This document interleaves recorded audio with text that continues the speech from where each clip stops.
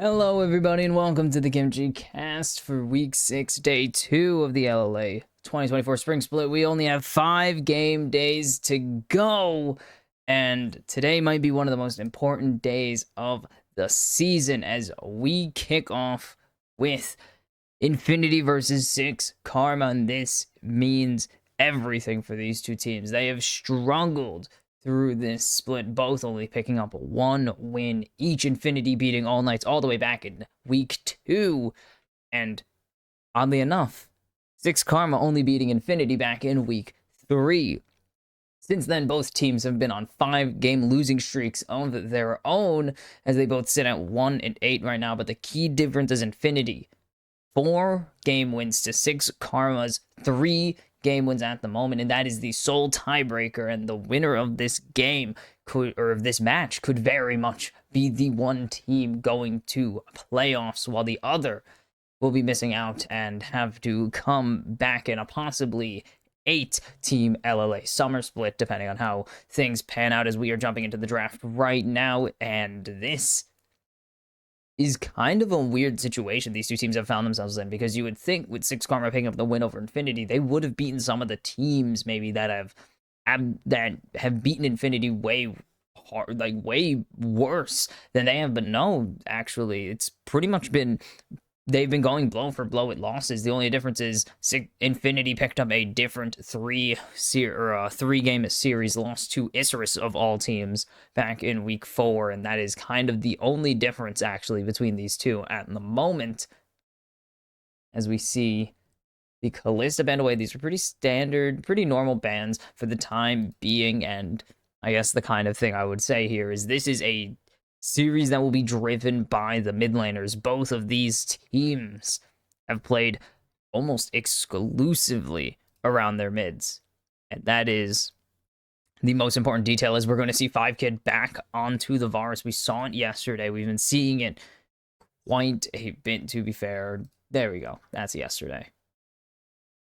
We saw him pick it up yesterday. Oh, yeah, we did. We saw him pick it up yesterday, pilot it 5-1-1, and lose in game 1 to Leviathan, as we see Sejuani instantly locked in for Solid Snake, and we have Smolder locked in here for KZ or Kiefer. Kiefer already played the champion the first week. It launched back in week 5, lost on it. No kills, as we see Talia locked in for Saya. Didn't really get to do much with the Talia, sadly, but hopefully has a better day 2 of this week instead of just yesterday's 1-1 and 2 performances. This is going to be a Rel for Mataz or Rebel, and this will be Yone for Bugax, it seems. I don't imagine them putting this in to Saya's Talia. The other Smolder game picked up by 5kid, actually, in a 5-3-2 loss in Leviathan, or to Leviathan yesterday, as they went 0-2 again. As there's going to be Nocturne taken away from Mataz, they want to put this Rel in the bot lane, it seems. 5kid, Rebel, Varus Rel did not work out in game 1 yesterday, and it was the thing that kind of did them in. The Rel wasn't really able to find any good engages against Leviathan, and eventually did cost them the game, as the Nautilus band away here. This does seem to be leaning towards, I mean, just banning out Yetikon. They think this is also KZ going to be up with the Smolder instead of Kiefer grabbing it, so wanting to get rid of any good pairings that Infinity could possibly have in the support role. Yeah, last time these two teams met, it was a blowout in game 1 and a slightly closer, but still not great game in game 2. But it actually did. One game revolving around Saya's Azir. 6 Karma took game 1, and then game 2 revolving around Mataz and 5kid and Rebel putting together a really solid game. So it's going to be interesting to see how they pivot around this. This is the Vi band away. Vi Talia very strong. I don't think it got a win yesterday despite being picked. Nope, 6 Karma played it yesterday. Did not have it work out as they planned. And the J's taken away from Bugax. He has not... I don't believe he's won on... I don't think he's won on it at all. Is this going to be Leona locked in for YetiCon? So they're saving this mid lane or bot lane pick, depending on whatever the final options or final lock-ins will be for 6 Karma. Interesting strategy, to say the least.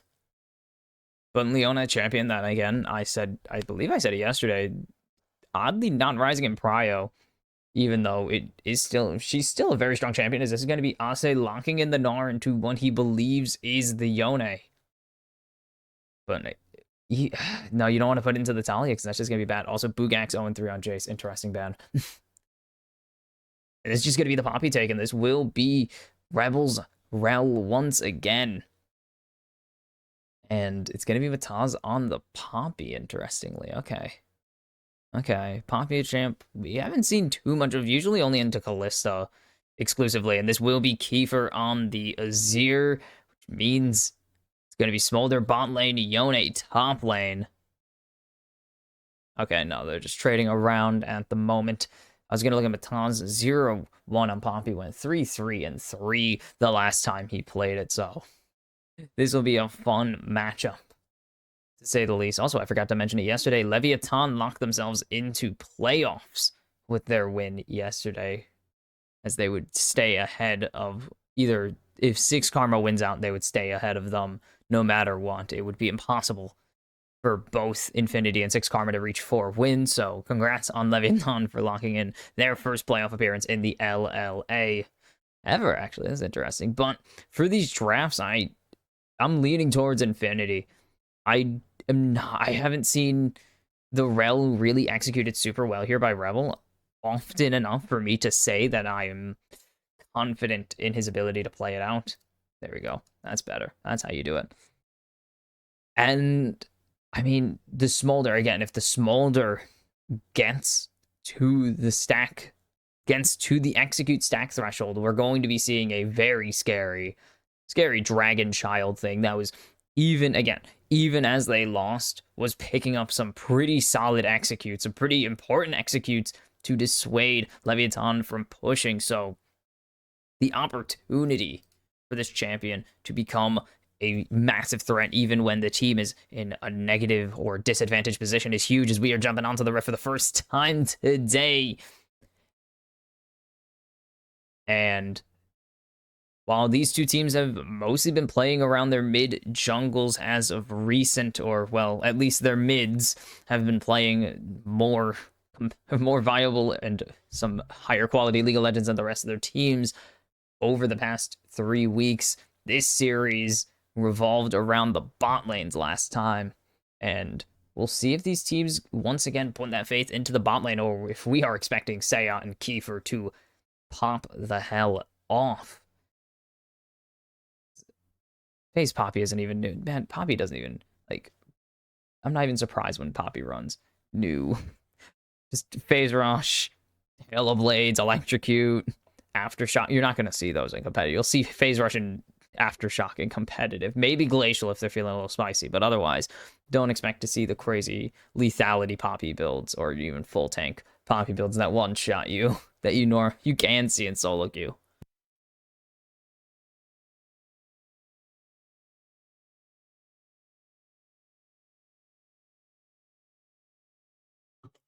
Close that. Sorry, I was opening something. We're not going to see anything crazy, just KZ focusing on getting stacks right now, but could actually... No, we'll lose out the aggressive push to the Varus, it seems. The positioning of the Rel is a bit more of a threat to Infinity than YetiCon is at the moment, because YetiCon just has one spell, and Rebel has mount up and he doesn't really care. His only goal is to get onto KZ or onto YetiCon and hit a stun combo right there, as you saw coming through from the 6 Karma bot lane. And that is a 1 trade here for the bot lane of 6 Karma. Meanwhile, Bugak's actually picking up the push here into Ase. Ase having to be a bit more restrained, or a bit more strategic with his wave clear, not just wanting to burn his mega and allow Bugax to jump in and give him a free 15-second trade timer, as they know Mataz is down here, and they've rotated Solid Snake down to answer any potential dives. But a great stacked wave for 6 Karma gave them a potential angle to dive, and actually the value they get out of that is they waste Solid Snake's time. Solid Snake needs to be here to potentially answer this bot dive because he can't afford to just leave his bot lane in a 3v2 when it's going to favor 6 Karma at the moment, because they have a double tank and guaranteed CC with a lethal tempo Varus. And it's just going to be better than KZ's Dragon Child at the moment. So doesn't delay the clear by that much, actually. It seems that Solid Snake, using his Sejuani's ability to shenanigans the way through a jungle that has kept Sedge meta for a very long time, will still get ahead in camp clearing, but Mata is gonna pump the brakes on the advantage Solid Snake would get from that by just taking the scuttle now. As you can see, Solid Snake planning for a potential invade and dive here. I think Mataz spotted out as nothing going to come from that top rotation onto a potential top rotation onto Ase, as Solid Snake has spotted out Rebel, using the full tilt maybe to try and go forwards here, but it's going to be Solid Snake stealing away some camps as Mataz hands them over, pretty much accepting that he was going to go for the scuttle and have to disengage with the push that Bugax has in the top lane.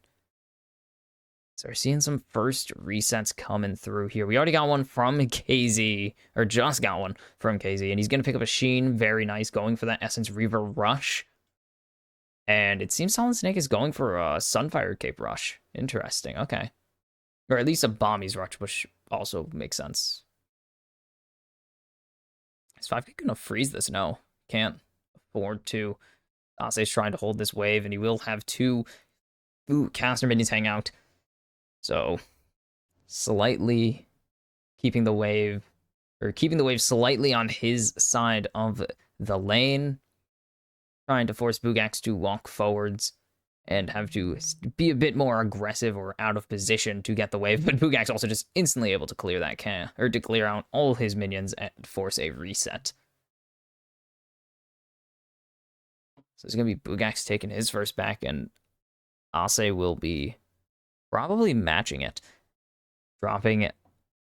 Not going to drop anything. Bugax is going to push this. But Bugax just backing for boots there as Kiefer gets the flash out of Say on a very nice shuffle. A shuffle attempt. So, no flash on Seon, but he's going to be able to hit a nice combo there, and he knows that Kiefer has nothing to answer his aggression with at the moment. No Emperor's Divide available, so... And even if he did, you lay down the Unraveled Earth, and Kiefer can't get in your face anyways.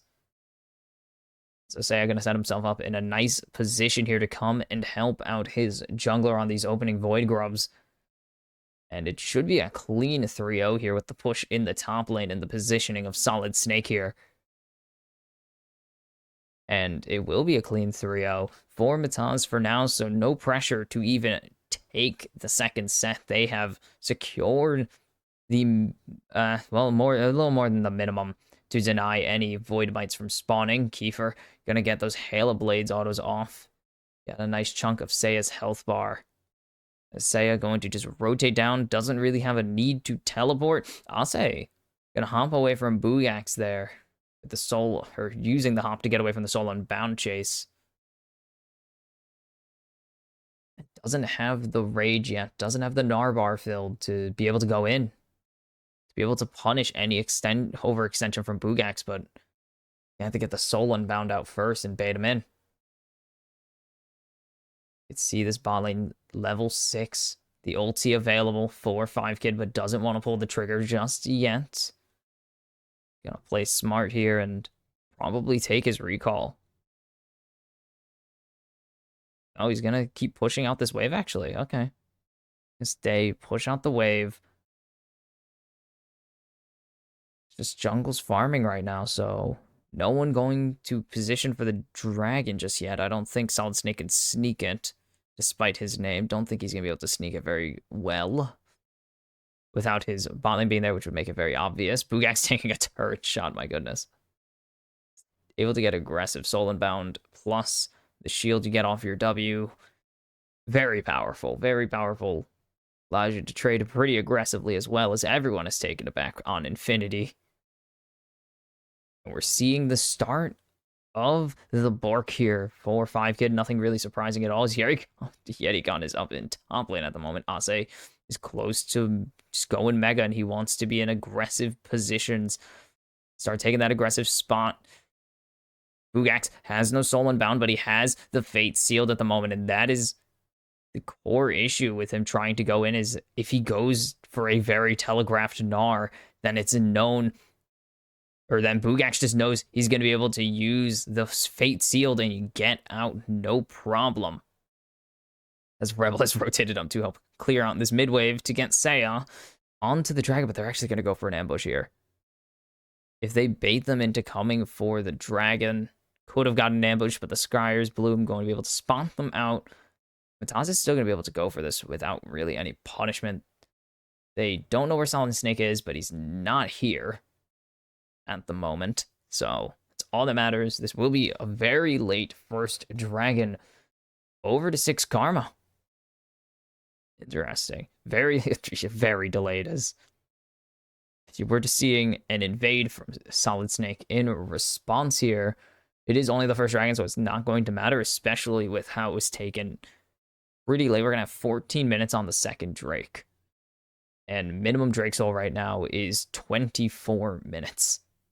Solid Snake's here. Ase has no rage available. He's in this he's got tired passive on him. He needs to be very careful as Solid Snake coming forwards. There's the Q flash. He's going to be able to flash away, though. Ase gets away from the Fate Sealed, and now Bugax in a really bad position. The seismic shove not going to land, but it's not going to matter as Ase has the auto attacks. First blood to the little Yordle in the top lane. And that was such a good angle there. They had everything they needed to get Ase dead, but the Fate Sealed doesn't seal diddly squat. Ase able to flash away and even call in his mid laner to ulti in and pick up an assist on that.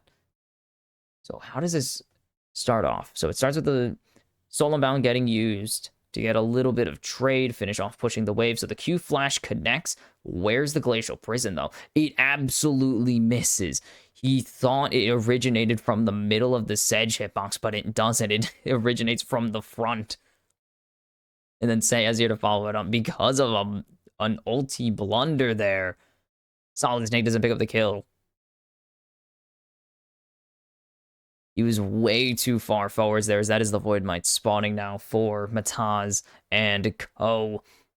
Oof, that should have been first blood. That Glacial Prison connects, Fate Sealed connects. It is over for Ase, but just not quite enough there to lock it down. Just a misplay from the jungler. That is a rookie mistake from a veteran player.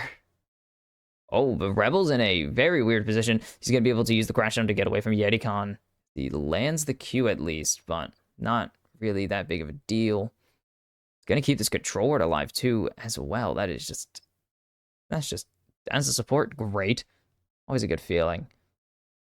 Now, 1,400 ahead here for 6 Karma. It's about 1,000 now. It's going to fluctuate within the hundreds because farm, it just happens.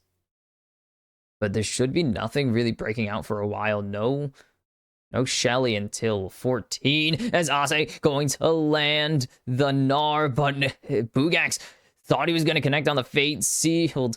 So he goes way over the mark now, and he has to flash away, but Ase, I think, is going to be wanting to chase this, but he won't. Instead, Bugax is going to be able to use the Q3 to get over the wall, and a big blunder there by Bugax. He thought he was going to hit Ase with the Fate Sealed, but he angles it a little too low.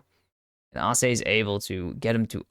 he overshoots his target and puts himself in a really bad position, and now you're a flashless Yone. It's not really good when your only goal is to engage. Now you can see the pressure 6 Karma are able to put onto this bot lane now with Mataz hovering around, knowing that Ase needs no help at all.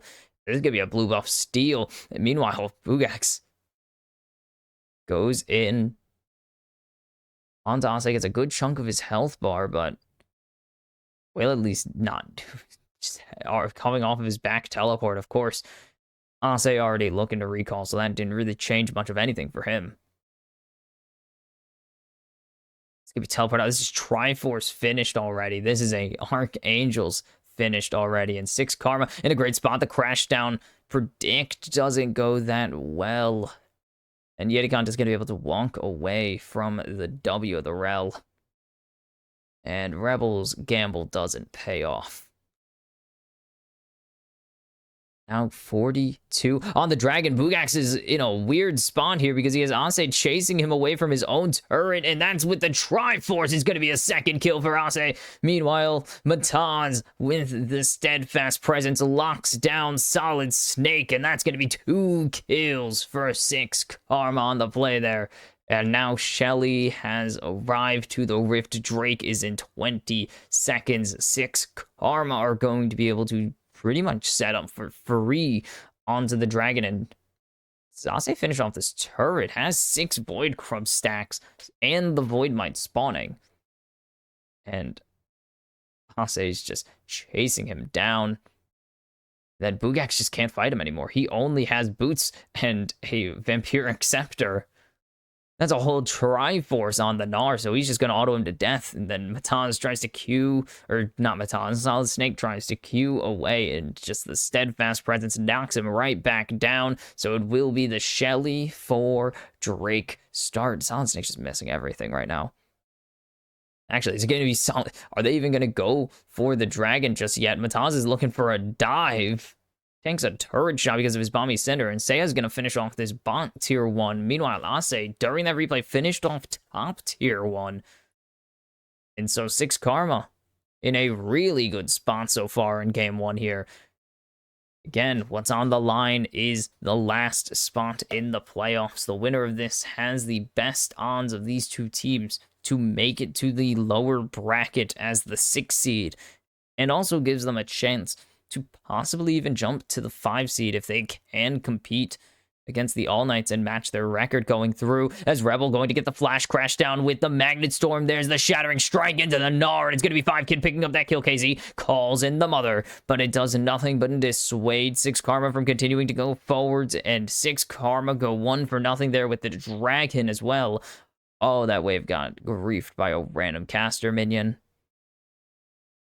But now 4-0-2 Drakes, just about 3,000 gold ahead. Matan's not even going to finish off the big bird. Just going to let it despawn. And just go to the red buff for at least one other teammate.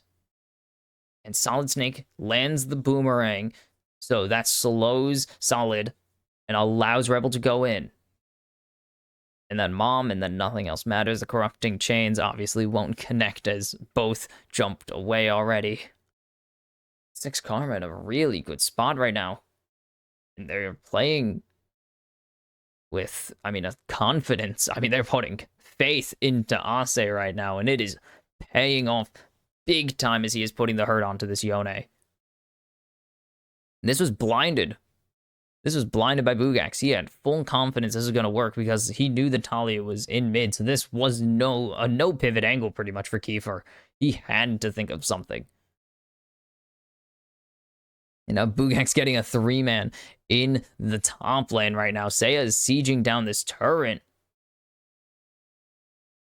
And here comes the Rift Herald on the bottom. I was going to say, meanwhile, Rebel trying to pressure a 3-man angle here to dive him, but it will not come to fruition as he's able to clear off the wave, and this will be the bot tier 1 for the objective bounty taken.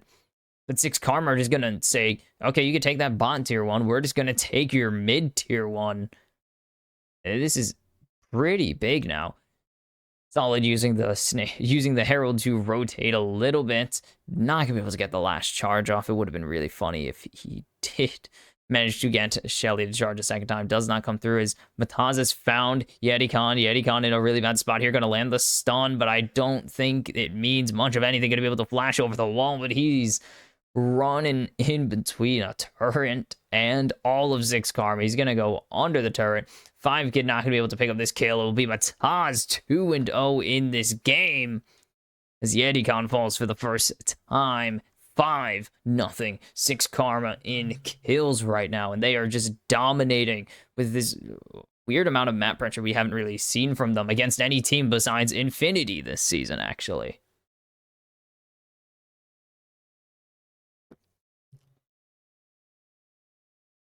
Like, Mataz just, I think, spots out YetiCon on that ward there barely and just chases him. Like, no one's business, just wants him dead. I think should have given over this kill to 5 Kid. Because as you see, that would have connected before Mataz hit the ult, or before Mataz used the heroic charge. And I think it goes. I think it connects. And of course, I'm almost certain YetiCon dies to the turret there. Shattering Strike not going to connect with anyone. And there's the heroic exit of Solid Snake from his tier 3. Bugak's going to be able to jump away, but the Ignite will tick away thanks to the last auto of 5 Kid. Rebel picks up his first kill of the series. And of the game, of course. And a 1-0.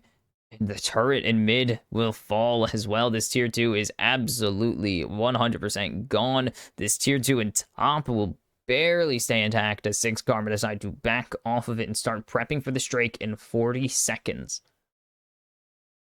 And now Seraph's on the map with the Azir 2 items, but it doesn't seem to be worth that much.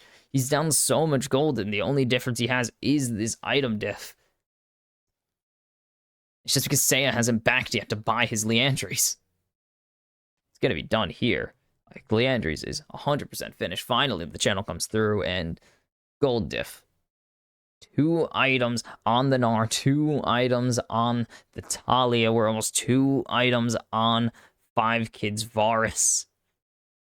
It is a scary situation to be in right now. This Yone has 1.5, maybe 1 and 2 thirds items as Bugax has been caught out, and I don't think he can leave in time against the chain CC as Solid Snake is locked down by the chain of corruption, and he will finally be able to flash away and survive and engage. Just barely. The boomerang slow is not enough. It is going to be a 3rd Drake over 2-6 karma. No issues at all. This Azir turret has done nothing besides maybe kill 1 minion.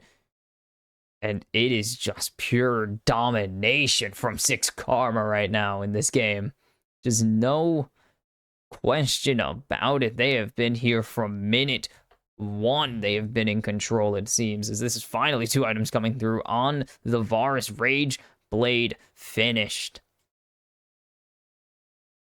He's just going to continue to hit that ramp, add a ramping attack speed to his ramping attack speed. And make this really hard to find a way to get out of, as Infinity are pretty much just going to have to play around this Baron and hope for the best, as they are 5,000 gold behind 6 karma, and it's in farm, it's in kills, it's everywhere. And it's in all the positions, too. Mid, jungle, Bugak's going to be able to steal that away, so maybe it's not a jungle diff as hard as I thought it was, but mid, jungle, top. ADC by a long shot. It is just super difficult now to find a way to beat 6 karma at the moment. Solid Snake's gonna have to back off of his own red buff, and it's gonna go over to 6 karma as well, as they're just sitting in the jungle. Well, right now it's just Mataz alone, as this top tier 2 will finally fall, but they are just able to take space in Infinity's jungle and just threaten them to walk forwards. The thing that you always consider the safe route is no longer the safe route. And that is a dangerous situation to be in. As you can see, the total gold. Top 3, the laners of 6 karma. Seiya, 4 assists, but 265 CS. And Kiefer's second most gold right now, or second most gold on Infinity. And he's pretty behind, despite being 246 CS himself. He's still very, very behind here. as he's going for Blighting Jewel. So this could be Crimp Bloom. This could be Void Staff. I'm assuming Crimp Bloom, it's just the better item. A lot of people have done the numbers and have already determined it's the better Magic Pen item. 10% Magic Pen isn't really worth the burst of healing and just better stats you get off of it, again, besides percentage pen. So a lot of people have pivoted to the Crypt Bloom build already. So that'll be not very quick plays, at least finish for KZ, but this is Baron started for 6 Karma, but Infinity are here, and they know what's going on. But Rebel, can he bodyguard hard enough? He's going to be able to land the crash onto the Magnet Storm, and there's the Chain of Corruption. The Solar Flare hits no one, and that will be a Baron fight. Instantly lost the Gnar, the drift of a Gnar ultimate. My goodness, didn't work. Seiya tells all of his teammates to move as he's trying to kill Kiefer, but it's not going to happen. But they will just turn back and kill this Baron off instead. And there you see the damage numbers, 3,300 for 5-Kid right there. And that is the threat of this ADC scaling. And it's an easy bear, and it's an easy game so far for 6K, as they are reminding them that they might be the 6th best team in the league, but 6th is still better than you. And a great crash down Magnet Storm into the Seismic Shove with the Audacious Charge. Ase, this ulti's hilarious. This ulti was perfect. Did he flash through? No way, he got the flash there. That's crazy. And then Ase gets shoved out of the way along with his teammates by Seiya trying to greed hard for Homicide. Doesn't work out, but now level 16 Gnar means rank 16 ulti, which means a lot of damage. Oh, and the smite not in time, and that Solid Snake getting a bit of the jungle, but it's 2 tanks, so not a ton of damage to the tank. 6 Karma just looking to steal away all these camps, get these waves pushed in, and start taking these taking this last tier 2 at least, and start pushing on these inhibs as they're setting up this 1-4 in mid. And now total damage, relatively low this game, but still all in favor of 6 Karma. Of course, almost 9,000 gold ahead, and they will be 9,000 gold ahead right after this turret falls and gives them about 900 gold in total value. Actually, it's exactly 900. Interesting. The more you know. And now Baron minions doing all the work for 6 Karma, and that's me saying they don't have a Caitlyn, they don't have Jinx, and they don't have Senna. But Yetikon staring down the face of death, which is Seiya right now. 3 items, Cosmic Drive finished, so his combo's going to be doing a lot more work. We see the Wit's End being built by 5-Kid, so going to be taking basically 0 damage from Kiefer, as Bugak's going to lock down Mataz, but it's not going to matter as he's just going to be able to run away with Rebel. And 5-Kid's still full health. And now, with the distraction, all 5 members trying to go in here in this bot lane, that is going to be Seiya and Ase taking down this inhib turret as Rebel tries to find an angle, but finds a funky one at that. And now Seiya's coming in to try and save the day, as here goes the Solar Flare. Absolutely connects with no one. Mom comes down, does good damage to Rebel only, and it will be the first kill for Infinity at least, as it is KZ picking it up. 3,500 damage already in this fight. Is there anything else? Mataz flashes over the wall, finds Kiefer, but he's running away from Solid Snake right now. Ase is in a weird spot as he's trying to go mega, but he's stunned. He's hit by the Airborne, but he's gonna be able to transform just in time. And there's the snipe from 5-Kid going on a killing spree. And this mid-inhib falls to these minions, and this will be the Drake Soul as well. Everything, just when 6 Karma looked like they were having a moment of they gotta chill out, their cooling moment. But no, they still find a way to pull it back. Even with no members in mid, they find a way to get the mid inhibitor down and get the Drake Soul. I mean, this fight feels like it should have went terribly. Rebel, a generous attempt, to say the least, at the engage here. And then Seiya gets locked down. Mom comes in. Rebel finally falls as KZ picks up the first kill of this game for Infinity. But then Ase's here, trying to build up his Gnar bar as Mataz just goes in guns blazing and drawing a lot of pressure actually away from Ase, leaving only Bugax to hit him.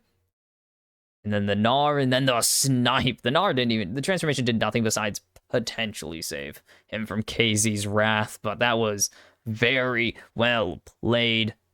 Again, by 6 Karma, but it was well played by Infinity there as well, but it doesn't matter if it's played well by Infinity, because going 1 for 1 doesn't mean anything when you're down 10,000 gold, as the wall comes in to separate everybody from the 5-Kid and Mataz as they are pushing in, and there's Mataz juggling Bugax, and 5-Kid with the autos will pick up his 5th kill here. Let's pick up his 4th. I always think it's the other way around, because it's Rampage, that's why. It's killing spree, it's Rampage, dominating, unstoppable, godlike. Yeah, I just forget. And with that kill picked up, with another turret picked off the map, another inhibitor taken off the map for 6 Karma. They continue to just push these waves in, get the money, get all this map pressure, and pound the doors down on Infinity's base. But right now the pivot, or the focus, pivots over to the Baron. 50 seconds to go. Infinity, this is your last stand, really. If 6 Karma get this Baron, this game is done. As you can see, the mountain of a gold diff graph they have to climb to win this game. You're up against the Ocean Soul. It's not as strong as it used to be comparatively, but it is still always nice to get extra regen on your regen. You're up against a Crypt Bloom 4-item Talia. You're up against a 3-item Gnar. And he's tanky as hell now, thanks to that Deadman's Plate. And he's shredding thanks to the Cleaver. 3-item Varus. And just Pompey. That's all you need to know. A Pompey with a Rooker. You have the Azir damage, but is it going to be enough to tear through this team? Smolder's not really doing much. 3 items, but what are the stacks right now is the question. Solid Snake able to just dodge away from that seismic shove. And this is all a distraction. Ase is taking out this tier 3 in top, and he's going to draw pressure away from the Baron here. And he's going to get the recall out from Bugax. 4v4 for the Baron right now. These super minions in top lane pushing out as the Baron fully started. Teleport available for both top laners here. Ase's mega, and he's coming in. The crash down lands onto 2 with the Magnet Storm. Yeti-Khan's locked down. Mom comes in, and Mom isn't any help, and that's a 2-man Gnar now, and it's running for the hills. Time for Infinity. A nice 3-man Fate sealed, but they need KZ to pop, but it's a double, it's a triple, it's a penta for 5-Kid, as 6 Karma will easily win game 1. It seemed like a great angle for Infinity to go in, but 6,000 damage from the 6 Karma ADC puts them 1 win away from pretty much saying goodnight to Infinity's chances of playoffs. 17-1, 13,500 gold ahead. They roll game 1. Holy piss. 6 Karma put together their best game of the season by a long, long shot. They have not looked this good at all this season. Even their previous 2 wins. I mean, they won the 2 against... Who did they even beat the other game on? They won 2 against Infinity. They didn't look as good as they ever have, and they won 1 against Leviathan, and that one wasn't half bad. 6 Karma again playing through 5-Kid, and all 4, it's weird, all 4 of their wins, or 3 out of their 4 wins, sorry, have come through playing through 5-Kid. The other one came through playing through Seiya, and once again, playing through 5-Kid has paid off massively.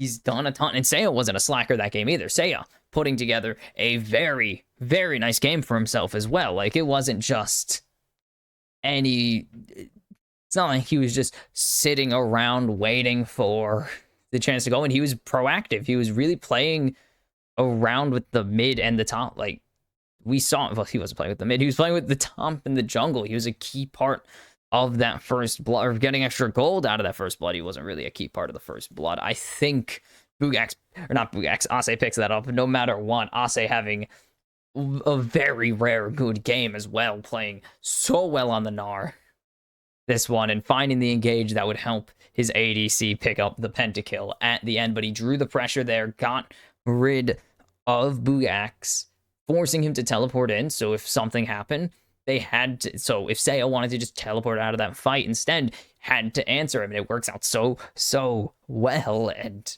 Six Karma actually playing as a team feels kind of surreal after what we've seen from them this season. But they did it. They actually played as a unit and knew what their win cons were and got them. They did exactly what they needed to. Push, use this to get pressure, get something forward or find a kill, and then reset, push, use this to get pressure around an objective or to start harassing turrets, and just rinse and repeat. And then, I mean, this was just YetiCon, wrong side of the map. 5Kid didn't even need this kill.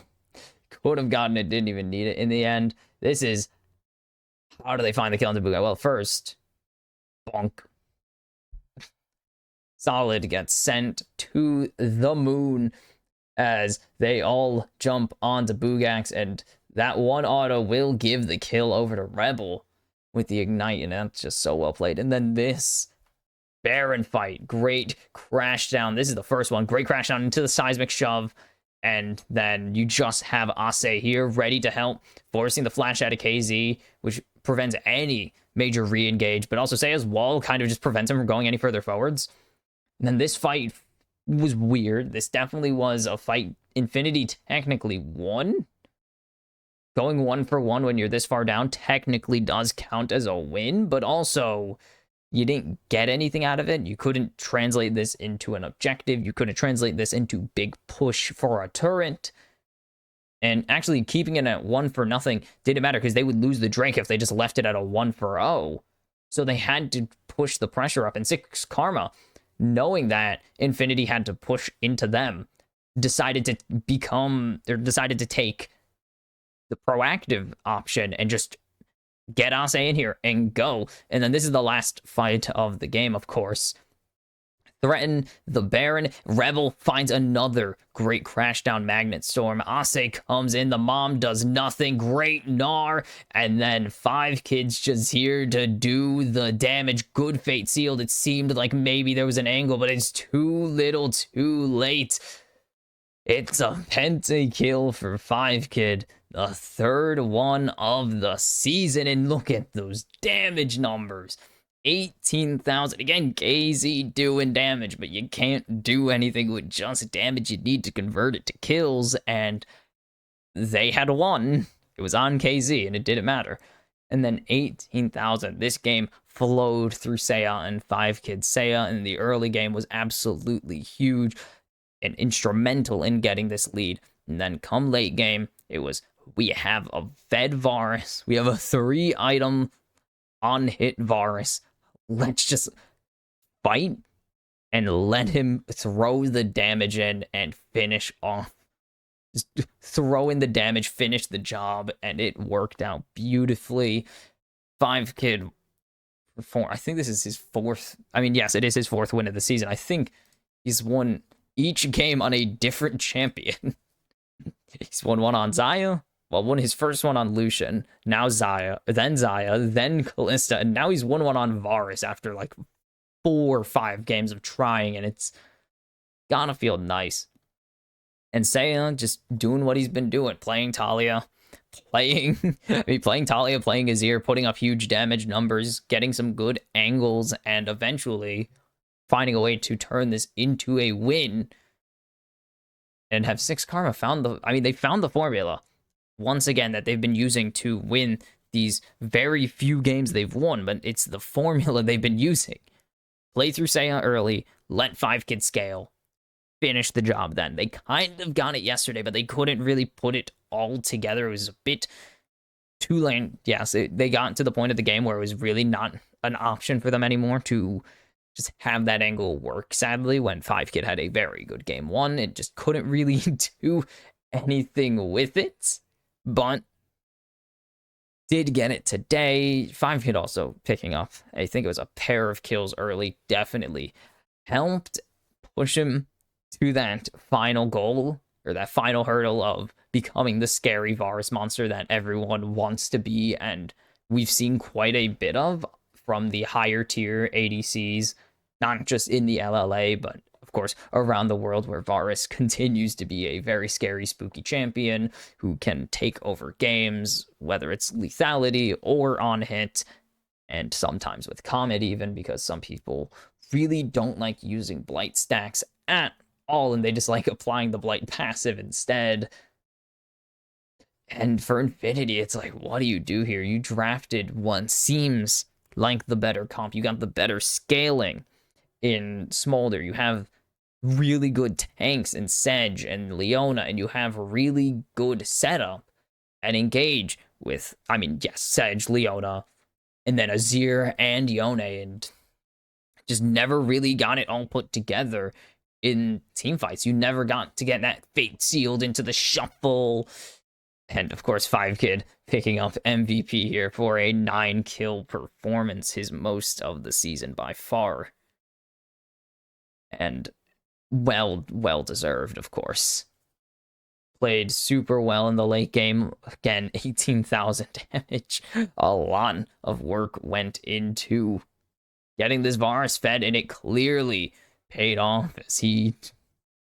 Piercing arrow pierces the heart. It actually pierces the bore of Sejuani, and just... This is the end of the game, of course. This was a great team effort showing in this last fight. And it just so happened to have 5Kid picking up all these kills here at the end and out-dueling... Oh, there are grenades in the skin. Arctic Ops. And having him out-dueling KZ there at the final hurdle. As I was saying, for Infinity, they never really got the dream team fight. Like, when you draft this comp, you have the dream team fight of the Solar Flare going down and the Glacial Prison landing and Sedge going forwards, and then you allow your Azir and Yone to go in and push everybody around, do a bunch of damage, and then KZ comes in with the drag. It never happened. They never got that angle. Someone was always dead or too early or missed spells. I mean, we saw... I think a single Solar Flare land that game. One. We saw one Leona ulti land that entire game. I mean, the Glacial Prison, of course, blunder in the first fight definitely didn't help. Oops, that's the wrong button. The Solar Flare, or not the Solar Flare, the Glacial Prison blunder, which cost them first blood, obviously also did not help, but I don't think that was kind of at all the sole issue.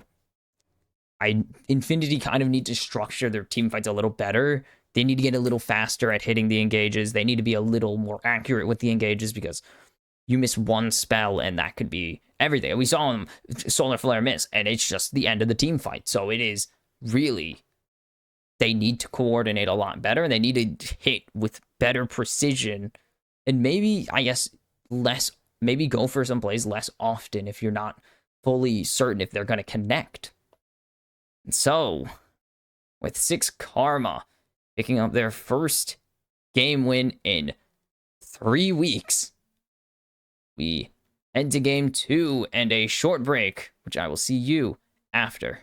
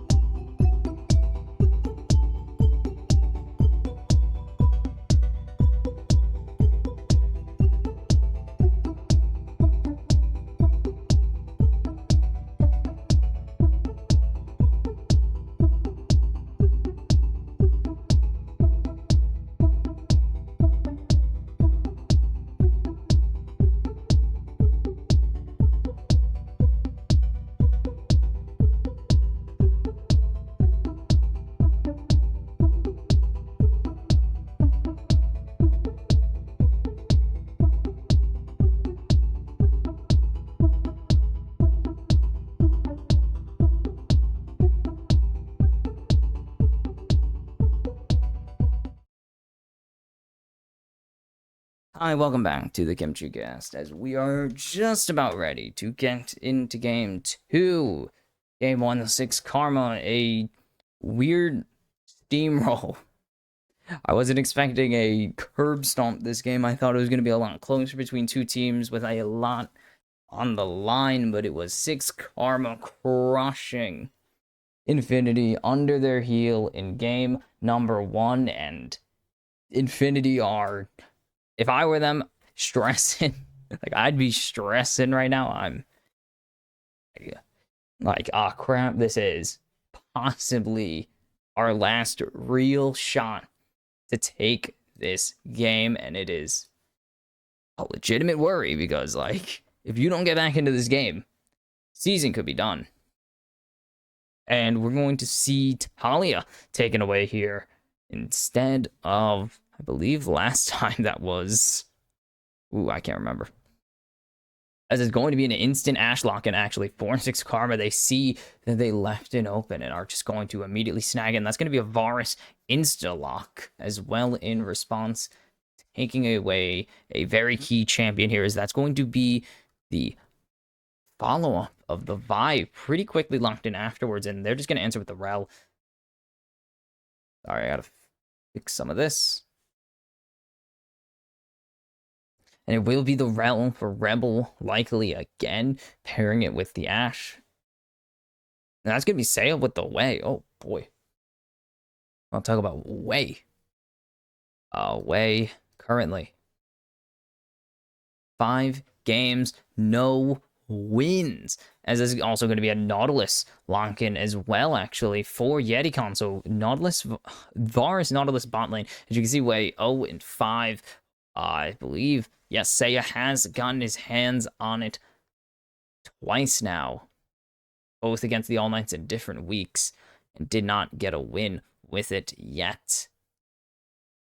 0-4 in mid, 0-1 in support. Will we see the first Way win here for, in the LLA, or will it be another 3-game series for Infinity, who currently have the most in the league? Sorry, I'm moving around a little bit as Nocturne and LeBlanc taken away here. And what will be the fine? Ooh, Cassante taken away from Ase here. If you go back to their week 2, or if you go back to their week 3 meeting, Ase 1-0-3 on the Cassante as 6 Karma took game 1 over Infinity. Hey, 37-37. Wow, that's actually perfect. And it's going to be the Azir banned away from Kiefer now, so both mid laners will be on something new, as shown already by the Way. I mean, not insta-lock. It was locked in pretty quickly, though.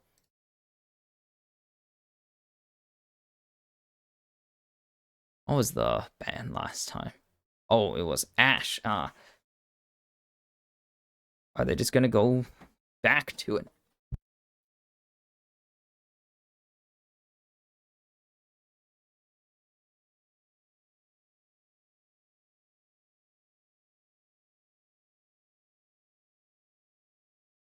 Sorry, got a sandwich.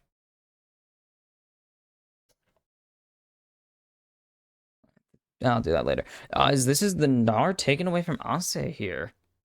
So going to be on the other side of this matchup, and it's going to be the Aatrox Gnar, which is kind of Gnar-sided, if you ask me, but anything can happen in this matchup. It's just going to really depend on who is the better top laner, if you ask me personally, and this would be a stupid lock-in. It's going to be Rel, jungle, Ash, Kench, bot lane, as it turns out. Kench 0-2, he's also quite a drop in prio, as this is going to be a Twisted Fate answer. Into the Way, this is definitely going to be AP Twisted Fate. I do not see an angle where Infinity make this AD, or make this crit Twisted Fate, because of how AD heavy their comp is already. Vi, Gnar, and Varus. Very AD heavy. Seen less Kench, but 40 and 30 internationally right now. 40 and 28 if you remove the 2 losses in the LLA. But will 6 Karma make this a clean 2-0 and take this series and take full clearance of Infinity in the standings? Because right now, if things go the way of 6 Karma, they would have 5 wins to Infinity's 4. In the case they end up tied, 6 Karma will have the tiebreaker fully in control. There is no situation where these two teams can end up tied at the end of this day. Actually, there is one. I lied. Infinity 2-1 loss would result in an exact tie, in which this would go in favor of 6 Karma because of the 2-0 win early in the week. So no matter what, 6 Karma, as long as they win this game, as long as they take this set, have complete advantage over Infinity in any tie-break situation. As we are on to the Rift for Game 2, Infinity basically fighting for their lives in this spring split. Best shot at the playoffs against this team right here, and vice versa for 6 Karma if they can find KZ there. They didn't know where he was, but if they threw a blind hook in, that surely would have been an easy first blood. As Yeti... Oh, wait, wrong side. Whoops. Sorry, I saw the Nautilus. I don't know why I saw Nautilus and just assumed 6 Karma. I know they didn't have it. I'm just stupid. But nothing they could have threw there besides some arrows to test this out. Will have... Okay, this is interesting. Will have the Unsealed Spellbook Twisted Fate. Not uncommon, but it's also not... I don't think it's the most popular rune set on Twisted Fate at the moment. It actually is the most popular AP. Well, you can take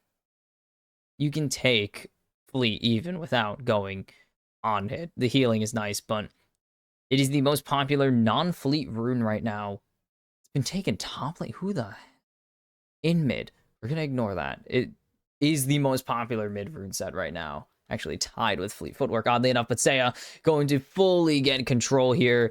A single stun does not match up to the several abilities Wei has at his disposal to gain wave control with his Q right there. So 5Kid fighting over wave control with KZ here, but this is Seiya getting full control of mid as he's going to demolish Kiefer in these trades early. Wave passive plus just his straight up damage is a lot. His passive is quite a bit of extra damage. I don't think it's max health damage at all. I really don't think it's max health damage, but it's quite a lot. As you can see, Kiefer already chunked down to about a quarter of his health. It is... Ooh, that's a lot of bonus magic damage, actually. Right now, it is about... would be about probably like 60. As here comes Mataz, the flash lands, the maw will land as well, but Kiefer's just going to be able to flash away.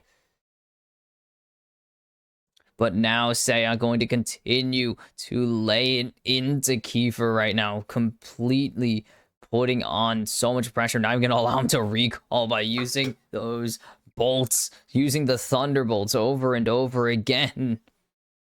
But he will eventually get his recall, forced to teleport. That is the benefit of having the Unsealed Spellbook, is you have a key, you have a spell or a summoner available at certain points. But it's a little bit till we see it. As you could see on the hotbar down there, it's about...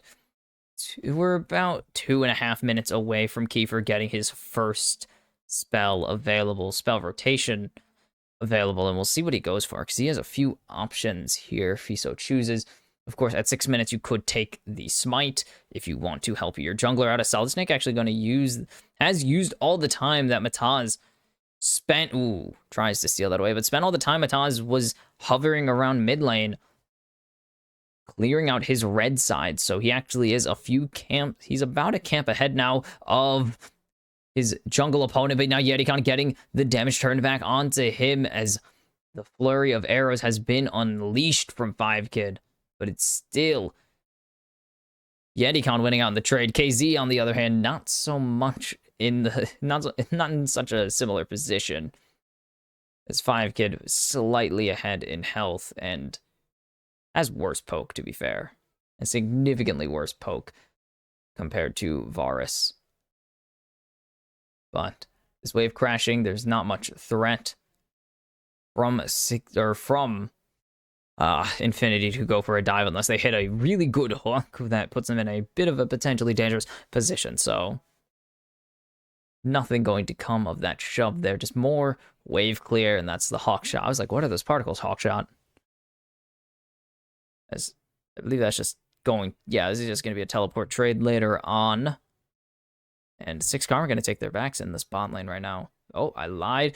They noticed that it's just YetiCon down here, so they tried to get a little aggressive, but nothing going to come of that as well. And I guess the most interesting thing besides these jungle camp spawning or these objectives spawning, and we'll see who wants to take what, it will be the first summoner, because it really will determine what Kiefer's game plan is in this early game. Is he going to go for Ignite or Barrier or even Ghost and go for a hyper-aggressive trade? Is he going to go for Clarity and just try to burn all his mana and dominate lane, which doesn't seem very likely considering he just backed, so it's not going to be Clarity. Is he going to go Smite and try and help Solid Snake take this first objective, whichever one he chooses it may be? As you see, the Void Grubs now started by Solid Snake, so this should be a 3-0, but I think Mataz is aware of what's going on here. He's a level down at the moment, but he's here. And Rebels rotating up at the moment, but they're going to be able to back him up for now, as it's going to be the Ignite. He wants to get this combat summoner available. And this is pretty useful still. Any situation I could think of is useful. Goes for a Drake fight. Ignite is pretty nice there. Of course, lane could get a nice fight out of that as well. Solid Snake, not Solid Snake, Rebel is going to throw a Tongue Lash over the wall. Not going to get much out of it, as the rotation is coming through from all members here. 5Kid doesn't have ulti yet, and that's the hook going to land on to Mataz, but Mataz going to be able to jump away. He's going to get gold carded, but YetiCon taking so much from the spiraling despair. As there's the stun landing again, but Kiefer going to get slowed, and it's going to be Seiya picking up the kill with the Molten Fissure. Is it Spiraling Despair? Yes, it is. The reason I didn't think it was is because Unending Despair exists, but it is Spiraling Despair. Okay. But first blood to 5Kid in there, or to Seiya, and they're just going to start this even earlier. Ase is tanking quite a bit of turret damage, but it's still higher health than Bugax, especially because Bugax is in the EP phase of his passive. Oh, good job, actually. That was really well played. That looked so jank, but Bugax is able to pick up those minions there, and they start the dragon, and YetiCon thinks he's found the angle, but they throw all their CC onto a tank. And now, Spiraling Despair, they're standing on the Molten Fissure. There's just so much damage coming through. And then they pick Kiefer. No flash available for a couple more seconds. And that is such good target priority. They know there's no flash on Kiefer. They know Solid Snake has it. YetiCon isn't even worth going for because he's so damn tanky and also so far back already. So Rebel just takes it, uses the Abyssal Dive, or Abyssal Voyage. It's not even a voyage anymore. It's like a few hundred units at the rank that Rebel has. And it's not the same as the cross-map ultimate it used to be. Man, those rotations were crazy. You used to be able to bring your whole... You used to be able to stack like 4 people into one if you tried hard enough. Sorry, I'm reminiscing about a really silly ultimate that no one used at solo queue. But Solid Snake, nothing to take here. It was a 2-to-1 Void Grub split, and the Void Grubs aren't spawning for quite a while, as that will be first Drake. X-Tech Drake not going to be that bad for 5Kid exclusively, but X-Tech Drake over 2-6 Karma early here. And they are in a they've put themselves in a pretty good position besides the Aatrox CS, but that's Aatrox for you. But As you can see, they followed it up, but there's the World Ender out. There is the Gnar. There is the Destiny. There's the Gate. There's the Cease and Desist. Coming through, the arrow doesn't connect, but here comes Seiya. Seiya has a lot of damage available in his kit right now. Bugak's forced to turn back. There's the flash. There's the crash down. There is the shattering strike. There is the spiraling despair into the crushing maw of Seiya, who picks up his second kill of the game here. And this is a dangerous situation to be in because, yes, you got the kill back onto someone, and you got some kill gold in your pocket, but you do not want a fed Hui. As someone who's been experimenting with the goofy Hui, just experimenting with Hui, it's very strong. This is such a good Gnar. Doesn't even expend, well, he already used flash, but doesn't expend it for this. But Ase does so well to survive for as long as he can, to buy time for his team to show up. And then you could gold card all you want. It doesn't really matter. At this point, Kiefer just delaying the inevitable here. And by delaying, I mean doing absolutely nothing. The Spiraling Despair already landed. So he was already in a spot where he was not surviving that. And then just Mataz in a very weird situation right now. Dancing around the scuttle, trying not to get hooked. Now, they need all three to get the grubs here, and they is 6 karma. But it doesn't seem like 6 karma's in a position to contest for all these grubs, and it will be Void Mites denied. There you go, that's the word. Void grubs will be taken still by 6 karma, but it will be a 4-2 split, so no little Kevins running around the map this game. But still, extra damage over time compared to your opponent's damage over time on turrets. So, not a terrible buff to gain, but also not a great one. But Bugak's able to hop out of Ase's Infernal Chains and out of the Q2 as well. And Mataz is up here. He doesn't know this. And here comes Mataz under the turret. There's the World Ender going out. Bugak's has to start running the crash down into the Magnet Storm. Does he have hop available? No, he's going to get juggled by the Shattering Strike. Q3. Ase picks up his first kill of the game. And he's played both sides of the Gnar matchup now, and he is winning on both ends of it as well. Which has to be very frustrating if you are Infinity. You gave him Gnar, and he's winning. He won on Gnar, now you take away the Gnar, and he's winning against the Gnar. As this is going to be another plating over to Ase and teleport out of Bugak's. And the Archangel's already finished for Seiya. That is, again, what 2 early kills does to a Hui. The gold lead, it looks really dramatic. It's not that bad yet. It's only 1,000. But still, small gold leads mean a lot because they can spiral into really big problems. And there you go, the Black Cleaver finished. Kiefer going to finish the Roa here. So it's starting to get these first items down. But some of these, the cheaper first item. Okay, Black Cleaver's not that much cheaper than Bork. It's like 200 cheaper than Bork. Roe is a lot cheaper than Bork, though. I think that one's 26 now. And Bugak's going to Gnar Ase out of his turret, but it's only going to be for some poke damage because Bugak doesn't have anything. Ase doesn't really care, though, as there is the Devour coming through onto Yeti Khan. And there goes Seiya on a killing spree. 3-0 on this way. The painter is... Hey, this is his masterpiece. It has to be his masterpiece. Easily, but Ase is getting dove under the turret. Here comes Kiefer the teleport coming in from Seiya to save his top laner's skin. The arrow coming through, not going to connect.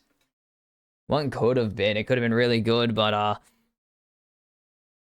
not gonna happen here, as 5kid is safe to farm this turret gold, as Yetikon and KZ are kind of just in a terrible position. There's the crash down. It's going to land, but the depth charge going to pick up 2 there. KZ so low, but it's going to be 5kid picking up the kill here. He's running. He's ignited. He needs to be very careful to not tank. Turret damage flashing away from the hook, and one more volley of arrows not going to pick up the kill here. But now they need to be very aware of what's going on, because Kiefer's here. He has the stun, but he's going to block the Vault Breaker. The hook going to cancel the the jump, the abyssal voyage of Rebel, and that's going to be the cease and desist down, and now it's a double kill. Continue to go forward with those vault breakers for Solid Snake. Seiya's here to dissuade any chaos from going further, but it is a 2-0 for 6 Karma, and that is a huge deal for them. Getting a 3-0 Vi, and now able to get their first drink of the series. After going 0 for 4 the previous game, they will go 1 for 2 now. Good for them. And that does close the gold gap quite a bit as well. But it was a 2 for 1 on the side of Infinity. 5-Kid, so close to pick up this kill into YetiCon, just doesn't have the damage yet, doesn't have the Bork, doesn't have the extra healing, doesn't have the extra damage that it comes with. Does pick up the plating though, so something, but the issue is Solid Snake is able to flash through and get this cease and desist here. It doesn't even, yeah, there's the flash through. I was gonna say flash through, cease and desist, but now Kiefer's caught out, no jump away available with the Destiny, no flash, and 5-Kid has 2 kills now, paying him back for that ulti into the bot lane as the Rift Herald started by Mataz. And should be a pretty free Rift Herald considering the positioning of Solid Snake here. And Kiefer, or Seiya, going to just finish off this top tier 1 for the first turret of the game, and now extending the gold lead to almost 3,000. I thought they closed it with those kills, but nope. Still growing in favor of 6 Karma somehow. I don't know how they did it, but 47 CS ahead in the mid lane in exchange for being 40 or being 33 CS down in the top lane value.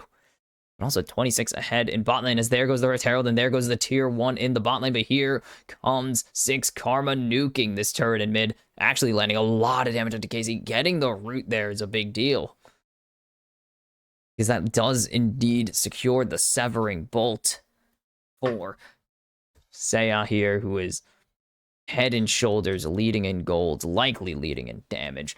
And all this goes down, Kiefer gets the 3-piece combo right there to get devoured. No gold card, no flashes to safety. It is just pure death for Kiefer there. And he is not having a fun time on this Twisted Fate. Not at all. I would say so. Not having fun. The level leads. Yeah, 2 levels ahead, pretty much just 1 full level ahead of his opponent. And that is a pretty large gap, to say the least. That is concerning, as Seiya is going for, and he's almost done with this Leandries already. Kiefer is just getting started on his second item. Suboptimal, to say the least. Suboptimal. And kind of the same case here in the bottom lane. 5-Kid halfway to his second item already. KZ, speaking of 5-Kid, gets jumped up at Devour. A great one to block the cease and desist from going forwards. The flash, or the ulti, going to be denied, but there's the crash on with the Magnet Storm coming through. But there is the stun onto Mataz, and it's going to be KZ picking up the kill. But look at the damage from the Spiraling Despair, and the Thunderbolts are coming down now, and they are landing for Seiya. Huge shutdown to pick up his 4th kill, as he's on a rampage now in this mid lane as the Painter. It is just so damn hard to deny him the damage, because if you just group up, if you want to team fight 6 Karma, you're going to have to tank the Spiraling Despair as a unit, which doesn't bode well for anybody, because you don't want to. It doesn't decrease. It's not like Brand ulti, where it's better to have 5 people each tank the ulti, because it priors new targets. This does damage to everyone equally. The arrow doesn't land. That probably would have been absolutely huge for locking down YetiCon, but there's a nice ulti to lock down Mataz, but a good depth charge as well to keep 5-Kid out of the fight, but an incredible Spiraling Despair hits everybody.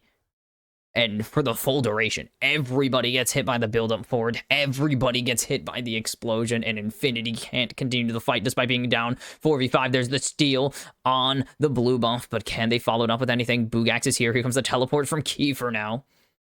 And there's the Magnet Storm coming down. Yetikan able to jump away. Bugax is now Mega, but he's feared. He's getting jumped on. Meanwhile, Ase jumping into the backlines. Bugax able to jump over the wall and escape, but Ase forced to flash out, but now he's getting hit by the Vault Breaker, but he's going to be able to use the Umbral Dash to get away. And the Piercing Arrow just barely doesn't have enough muster on it to finish off Boris. And the Destroyer of Worlds lives to destroy another day. 24 seconds on the Dragon. What a crazy fight. That's the heal now coming out for Kiefer. Okay. I've been tracking all these spells.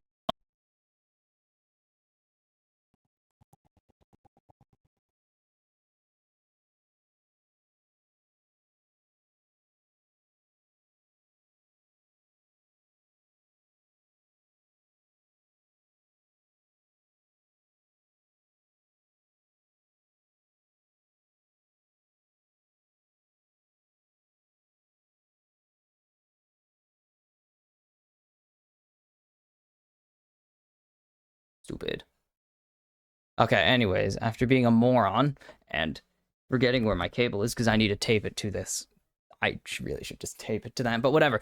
The Drake started by 6 Karma, pretty much going to go uncontested. They know they're on it at least because Kiefer ulties, and they will trade this bot, or this top tier 2. Sorry, I usually refer to the thing as the position of the turret, or the position of the turret because I'm an idiot. As now they're jumping in Rebel going forward. Solid Snake is getting absolutely destroyed by the Spiraling Despair, and Seiya goes unstoppable as Mataz is trying to finish off the Drake before it resends, but it will not come to fruition. He will have to do a little bit of extra work to it, a lot of bit of extra work to it. Actually, I lied. That's quite the extra effort you have to put in to kill this thing now. So there's some time. Some time bought for Infinity to, I don't know, something.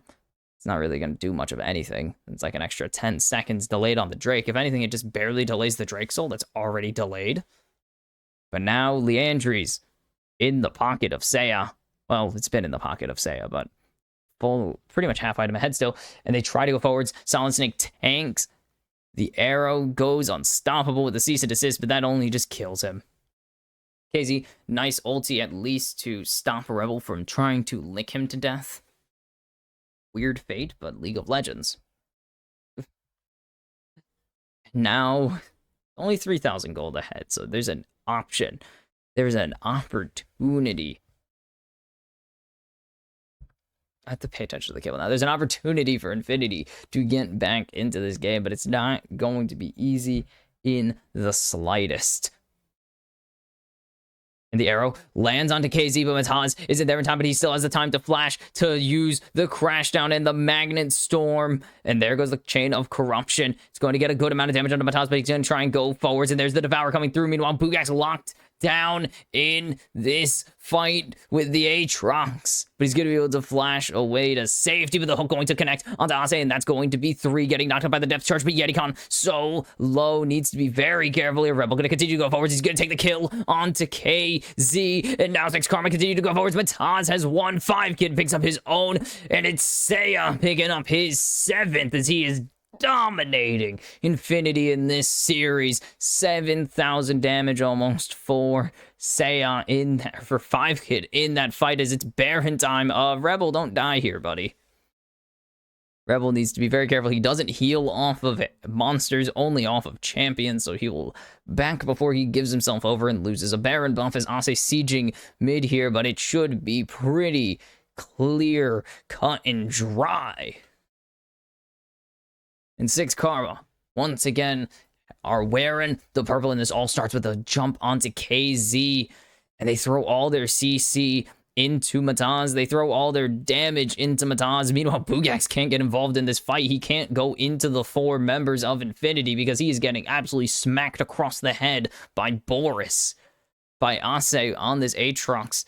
And maybe they think they found something by jumping onto Ase, but he has so much health still. And there's so much damage coming through, and for 6 Karma, and so little damage coming through from Infinity. And there's the Spiraling Despair to follow up the Enchanted Crystal Arrow, and Ase picks up his 2nd kill of the game.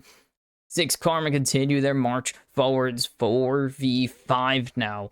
Infinity need to be very careful. As you can see, Ase going over to this top lane, going to start pushing in this top wave with this Baron empowered minion with the Baron empowered minions. There you go. That's how you say that. That's going to be the inhibitor down. 6 Karma coming up. They're going to make this a 5-man in top or an ambush angle if they decide, if Infinity choose to check this.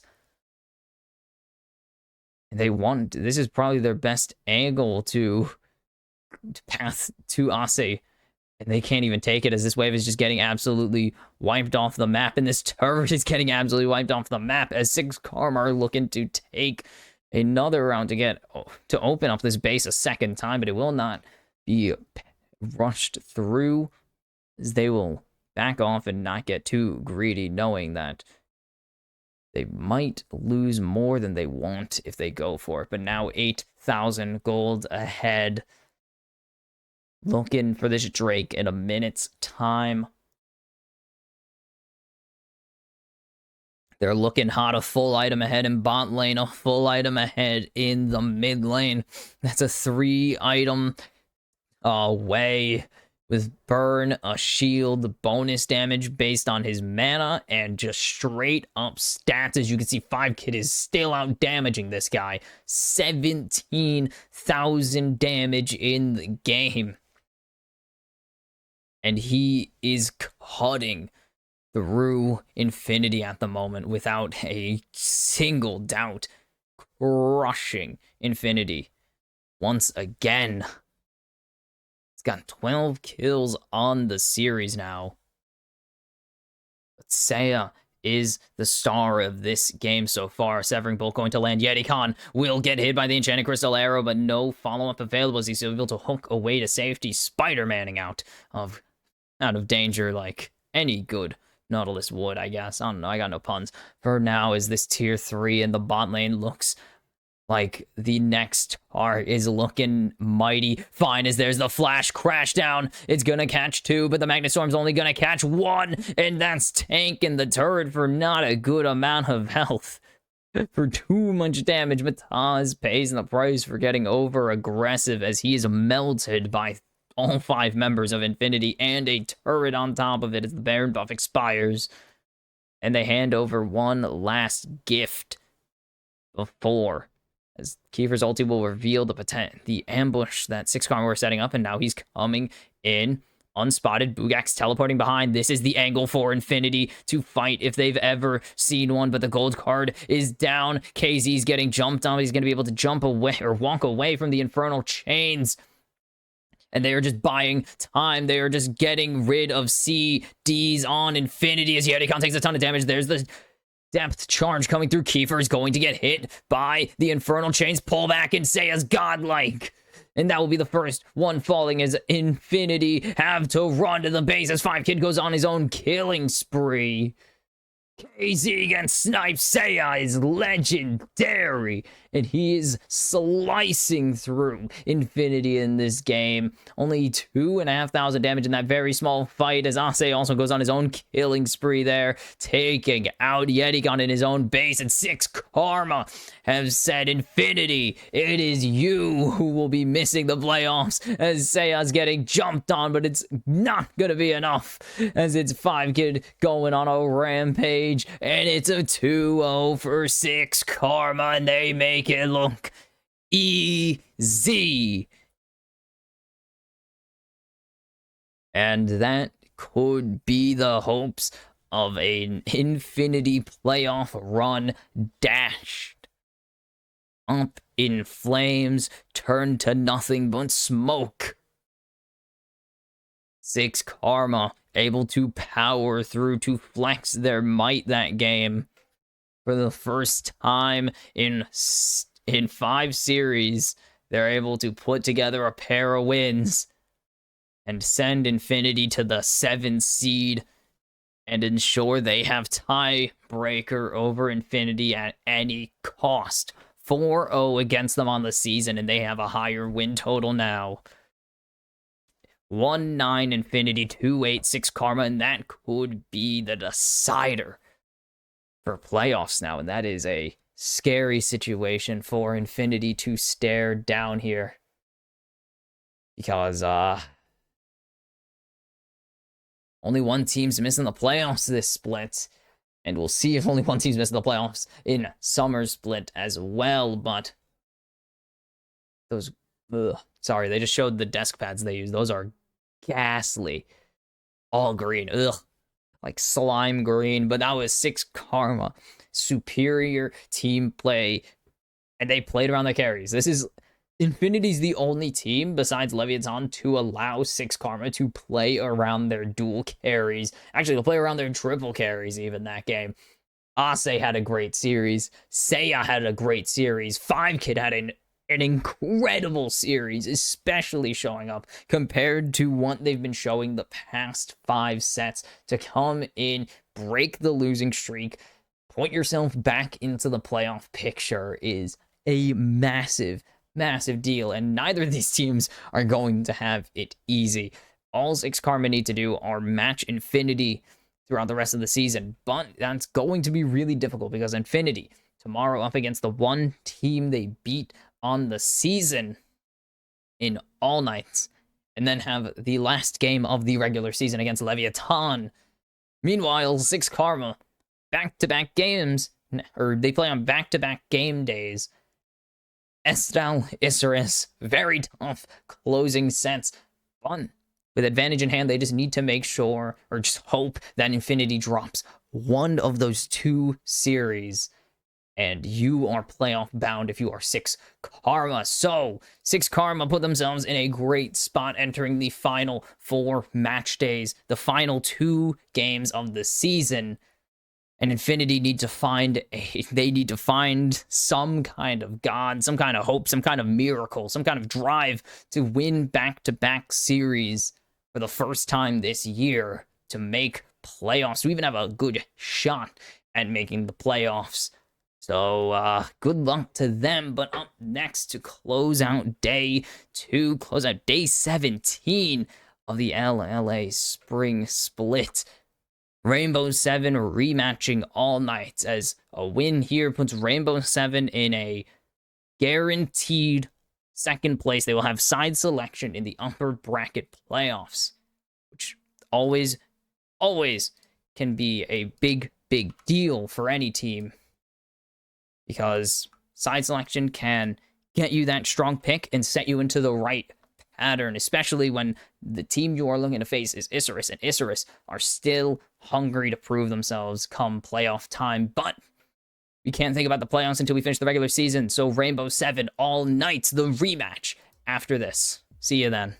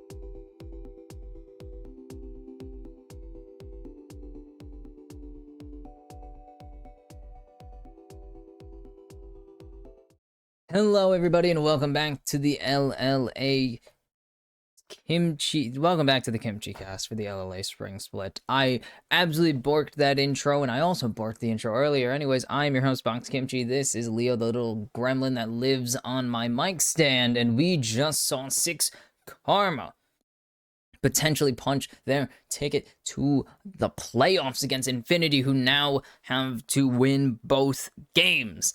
At least, yeah, they have to win both games to close out this season to make the playoffs. And that is an absolutely huge deal, but playoff implications in this game that is coming up now as well. All Knights, Rainbow 7 win. They get their 9th win. They lock in top 2 in the region. I keep hitting the mic stand, I'm sorry. Meanwhile, All Knights win. You make playoffs and take the lead over Leviathan for that 4 seed, that upper bracket spot. Doesn't seem likely, though, as the analysts have put it.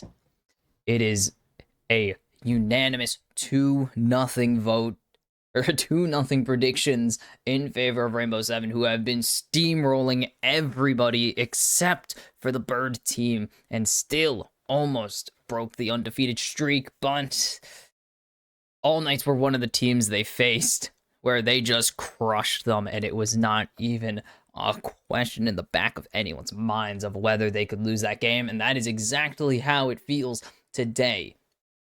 A loss here keeps Leviathan in 4th, puts you in 5th, and most importantly, keeps you in range of Infinity. And Infinity with a pair of wins and a quartet of losses. There we go. A quartet of losses from the All Knights to close the season would spell an Infinity 6 Karma rematch in the lower bracket quarterfinals instead of the All Knights making the playoffs at all. And those opponents are not looking easy. It is really looking difficult, but it's just one win. Rainbow 7, Infinity, Estral, Isurus. Win one of these, and it's going to be tomorrow versus Infinity. That is a key factor in this. A win against Infinity tomorrow knocks them out of playoffs. Will secure 6 Karma and the All Knights in the playoffs. And we'll get to that tomorrow, though, because win today, you're in. Lose today, tomorrow matters that much more for you, for Infinity, and for 6 Karma. And this is a very weird playoff situation we have dragged ourselves into, because just a single game win right now, well, just a single game win can spell the end of Infinity's playoff hopes. Just a single win here against Rainbow 7 spells the end of Infinity in the potentially the end, I should say, of Infinity in the spring split, and they will just play for their pride to yeah, pretty much just for pride. And All Knights will be hustling for positioning still all this time, because we are just about to get into the draft here. But for Rainbow 7, pretty much since that first loss all the way back to kick off the season 2-0 to Estral, may I remind you, barely anybody has stopped them, including Estral in the rematch, becoming the only team to take a single game off of them and almost knocking them, almost taking a pair of wins. Game 1 was close. Game 2 they won, but Game 3 was all Estral all day, as they just missed their chance to take out the kings of Latin America at the moment as we are here. Draft time. CB LOL super team from like 4 years ago against Rainbow 7, the second best team in the region, now stronger with Lava and Summit joining the roster, and that is a pretty good triple ban there from All Knights, Callista, Ashe banned away in that bot lane, getting rid of a potential Varus Ashe lane and getting rid of one of the best ADCs on the patch in Callista, and then Twisted Fate, the ultimate pivot point. Such a good champion for someone like Lava, who for certain has no fear in playing a very heavy rotation, heavy roam game. Also, should mention Seiya.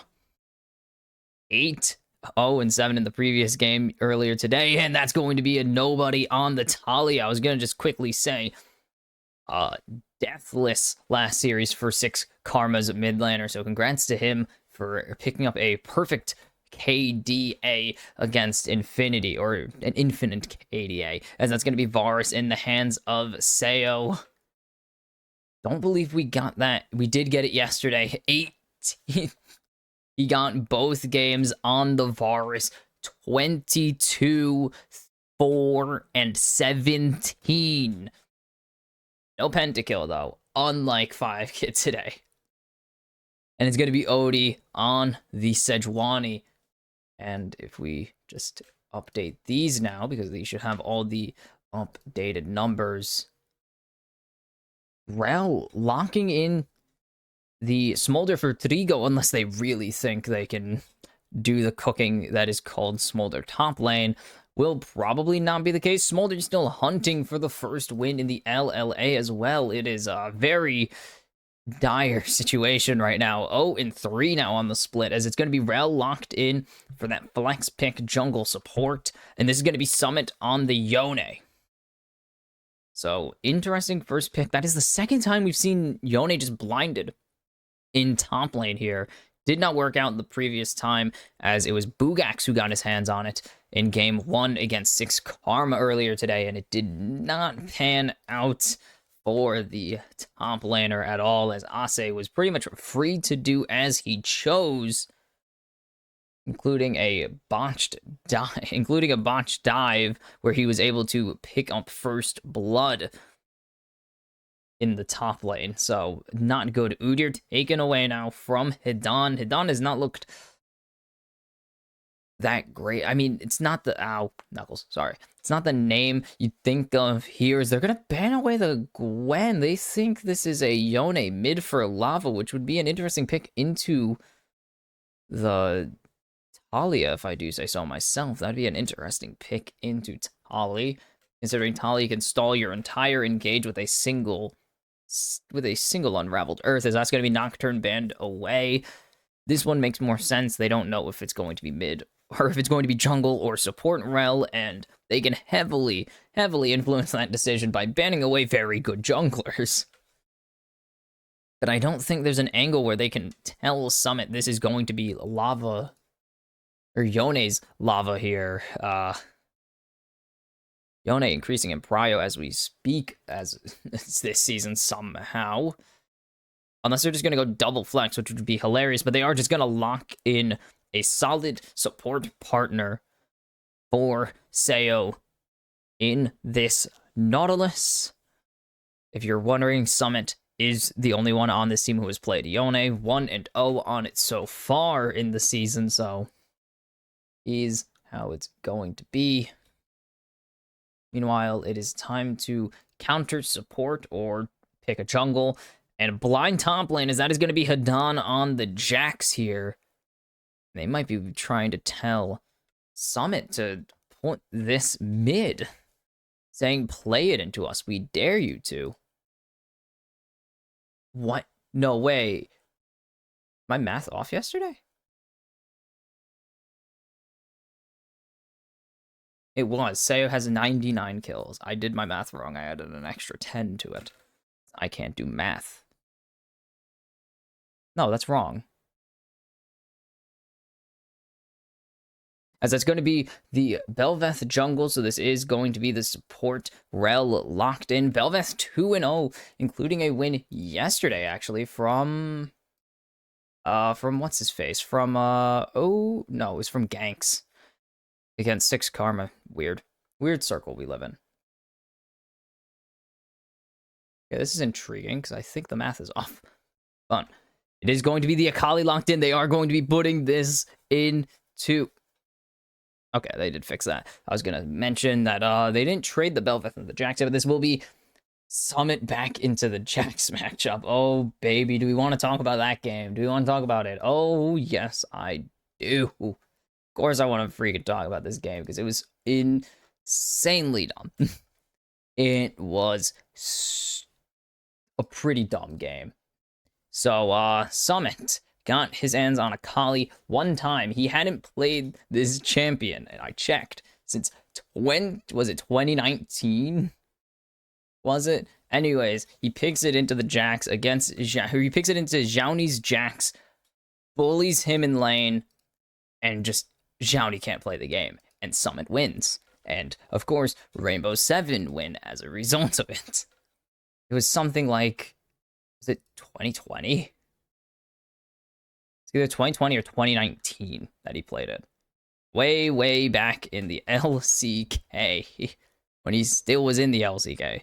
As we are jumping into the game, I will look for that singular game of Akali. I believe it was 2022 then, right? When was this game? Oh, we're going to go to all 2021. There we go. Against the Freak of Freaks. And this is only 6th career game on Akali. Mostly because Akali has been a mid lane champion for most of his career, obviously. But that hasn't stopped some people, hasn't stopped him from putting it top 5 times now. He's undefeated on this Akali as well. 5-0 in his career. 4 in Korea, 1 in Latin America. Never played in North America, despite playing there for, I think, a year and a half. Yeah, spending a year and a half there. No, 2 years there. No. Year and a half, 2021 summer to 2023 summer, so 2.5 years. I'm an idiot who cannot count. Also, I just forget what year it is. But we can see this very aggressive position taken. I'm interested to see how Lava plays into this Tali, and I'm going to say very passively, given the door and shield. I'm assuming the answer is passively, don't die, pretty much. Nobody isn't the best player in the region, isn't the best mid laner, isn't going to blow anyone's socks off with his play, but highest damage per game, 24,000 damage per game. I think he leads the league in damage. We could check that. Does not lead the league in damage, actually. 4th in it. If you're wondering, Lava, Summit, 2nd, or 3rd and 2nd is Lion's going to land the hook, but there's the remount for Gastrix, but he is going to be the one losing out on the trade there in the end. Absolutely winning trades. It's kind of the thing with the Rel. If you have a champion that has better engage or stronger post-engage damage, you're going to win on it. Is Lava... Oh, he's going to get this, yeah. He gets all this. Doesn't even need the Qs. Just needs to make sure he doesn't get hit by nobody. As you can see, nobody chunking him out. And Gastrix's health is gone. I was just watching to see if nobody got aggressive, but health bar deleted, as Hidan getting a lot more aggressive than Xiaoni was into this. Into this Akali, as Odie's just slightly off vision here. But now they know that Odie is here, and they will actually summon Grell, who's going to land the Flash W, but he's not going to land the Seismic Shove. Nobody misses it, just barely. That's going to be a disengagement. That's going to be a Flash Force out of Gastrix. I wasn't even able to pick up what happened there. Is Grell trying to get aggressive now, but he might have chosen a terrible angle, as Lava's going to land the Flash Q3, and there's the Permafrost coming in on top of it, and it's first blood to Lava, as Summit is way, way ahead in health here compared to Hidan. Going to be able to land the Shuriken Flip, but I don't see a recast coming through. I lied, as Hidan is very low on health, but the Counter-Strike just to ensure that the passive auto doesn't come through. No flash burn, but it will be teleport out of Hidan early, as now nobody... Oh, yep, there's the stun. That is kind of why you don't want to play Yone into Talia. Lays down the minefield, and despite the fact that you are unstoppable during the recast of... Ooh, that's a big wave crash at bot lane. But despite the fact that you are unstoppable during the Soul Unbound recast, you still are dashing, and, well, CC only goes... The unstoppable only lasts until you reach your soul, and then you get stunned. And great Q3 flash there. I believe it has to be flash Q3. You can't pre-input it, or it just doesn't work properly. I could be wrong on it. There's a lot of spells that don't buffer the same way.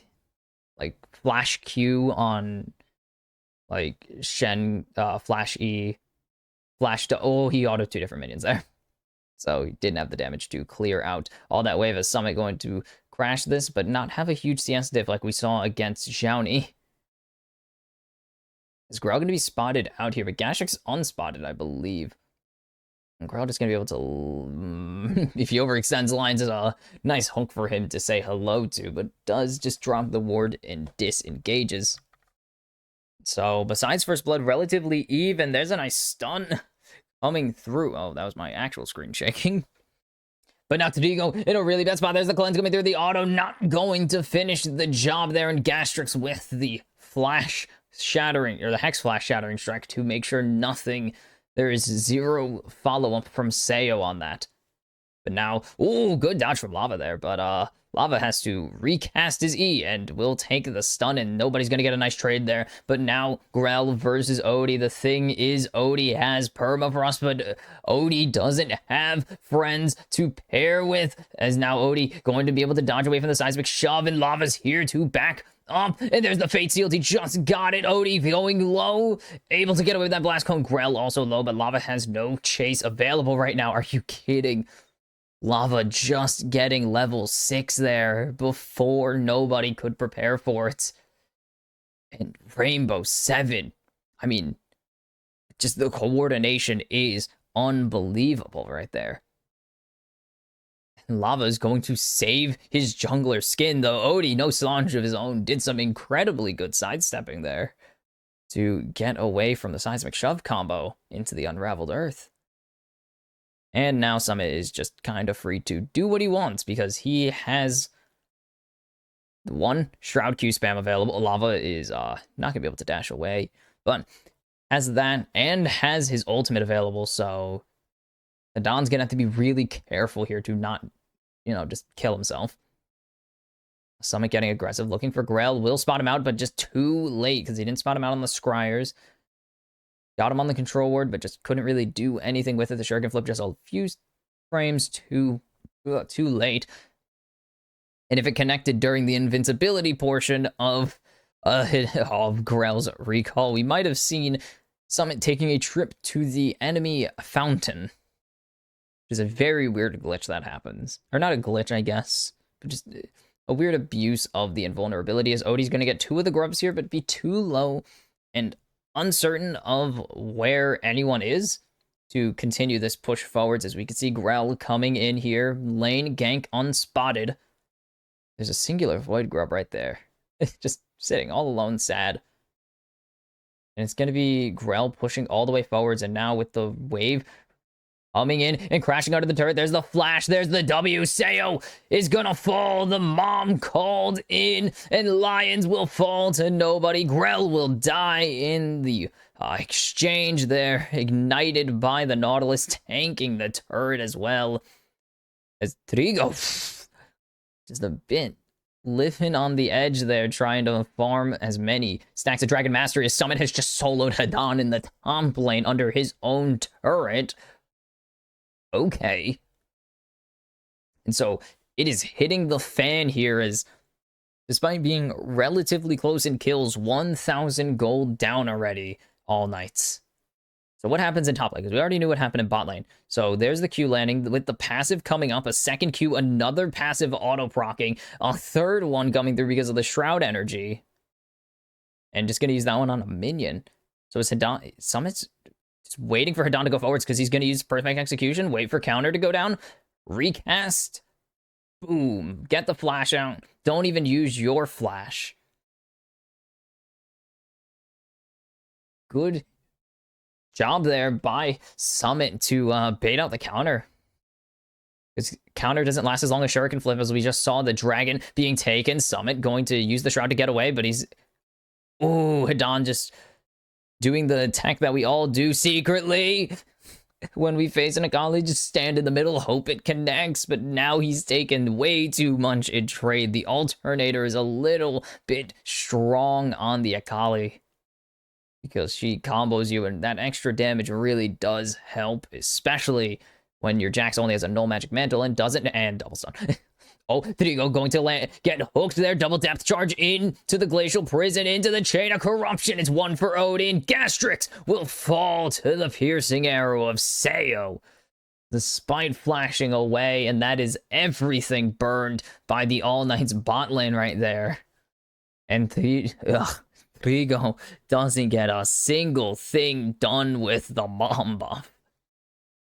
And now Sayo is in a very nice spot. Lava going to tank a turret shot here. Yeah, you can really get some snipes as Hidan is going to try and bully Summit off. But Summit just going to use the Shroud for the extra energy just in case of emergency. And pick up that turret plating right there. And run away. And again, I don't know how how Summit has done this twice now. Great Hex Flash there by Lions, and a great instant Chain of Corruption reaction. It landed onto Gastrix, so Trigo flashing away actually didn't do anything there.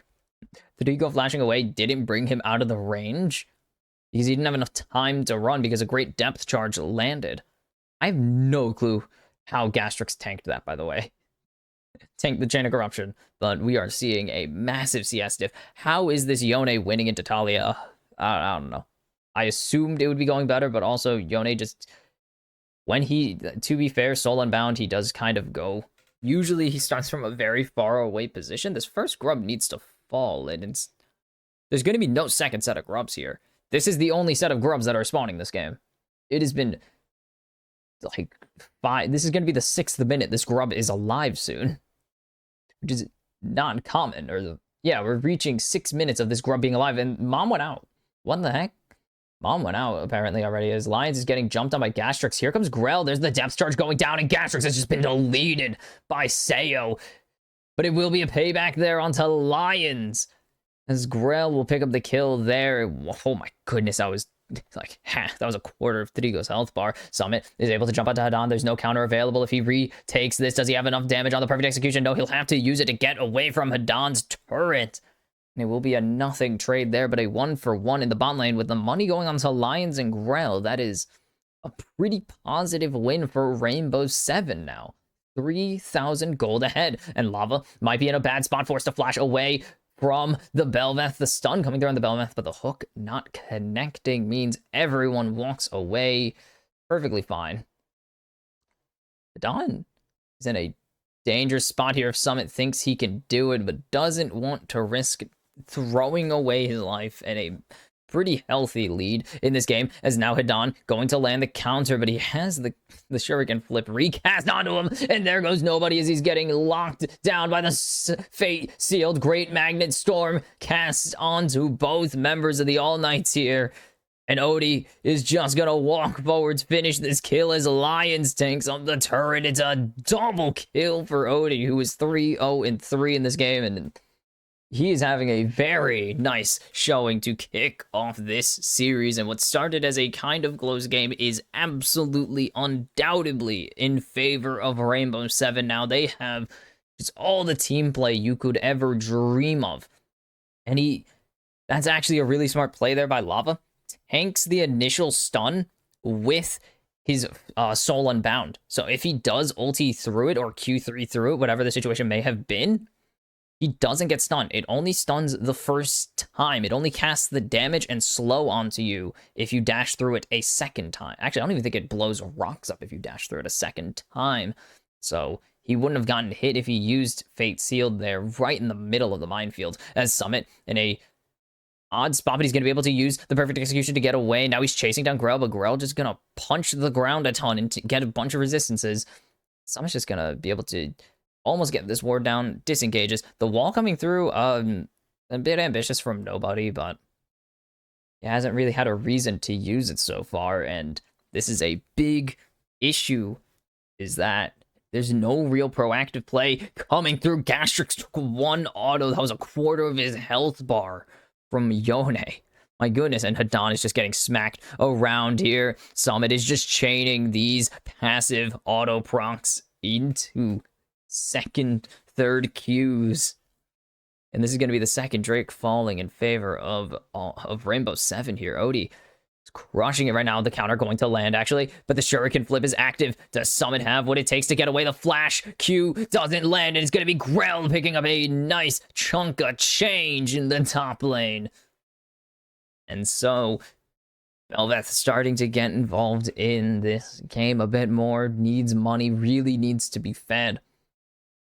As I put it yesterday, most players don't really get to the point where Grell or where Belveth becomes a massive problem. You really need to be ahead in gold, like 2-3 items, to really become the unkillable beast that is late game Bel'Veth. Summit just doesn't have the damage here, and the flash Q doesn't connect. He went for the flash auto Q that gave Hidan enough time to flash away himself. So it is going to be a second kill, a fourth takedown. Ooh, tried to buffer it probably so his leap would follow, but it doesn't follow to after flash. It only, or after movement, it follows to direct point. Punched my mic again, I'm sorry. And now Rift Herald down, uncontested for Odie. Every major objective has gone the way of Rainbow 7. And Lava gonna just finish off this top tier 1. Really easily Summit, getting jumped on by Grell, but he really needs his backup damage, the perfect execution available. And that's going to be Herald summoned in mid as well. They just want this thing gone. They know Grell is bot lane, so there's no answer. And it's just, yeah, that's just despawned. And Odie's going to go for a trip. He's going to use this to rotate to bot lane. And that is a smooth move there. He's going to try and bring this down bot. It's going to be a heck of an escort job here, as it does take health, and it's gone. It does take health off of the Herald to use the rotation, and if it does, even if it doesn't connect with anything on the charge, as Grell gonna try and jump forwards onto Odie, but Odie able to use the Arctic Assault to get away. Now All Knights are going to push forwards here, but Bel'Veth just is not a threat. Grell level 9, not even evolved at the moment. Summit going to get juggled there by the seismic shove. He's going to get chain CC. Grell picks up another kill, his third of the game now. The Glacial Prison just too late, but Sayo is just soloed, or not soloed, but it just picked up Hidan there in this top lane. My goodness, and now they're going to try and jump onto Odie. Grell positioning really well, trying to read where Odie wanted to go, but it's not going to work out in the end. He will be able to escape. But now Lion's here, and Sayo's rotating down. Odie's going to just jump onto nobody here. And there's the seismic shove away. The dash from Lava going to get him stunned up. There's the Seraph shield. The flash already out, but Lava's right there. But Odie's going to pick it up as he goes on a rampage. And now Dragon goes out. The mom already summoned. Nothing comes from it. Sayo's on a killing spree. He takes down Gastrix, who's a bit overextended there. And Grell's going to disengage. It is a 2-for-0. A very delayed 2-for-1, if you want to put it that way, as Summit was given up earlier.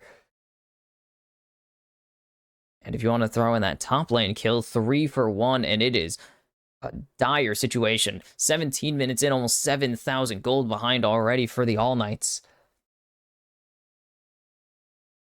And they really don't have an answer, it seems, as Lava's going to take down his second turret already. And Summit is back. He's a level down on Hidan, but Hidan doesn't really have anything he can do here. He's still a half item down on Summit, despite having the level advantage. He has a big CS deficit here. So it is kind of a challenge. There's big 30-something down in bot lane. I think it's 31 by the time the replay started. Nobody just trying to finish off this turret. He will succeed in it. Dodges the Arctic Assault, but there's not much he can do here. If he keeps pathing upwards, he's pathing into 4 members of Rainbow 7 as Hidan is getting dove by 3. Lion's gonna pick it up with the hook right there.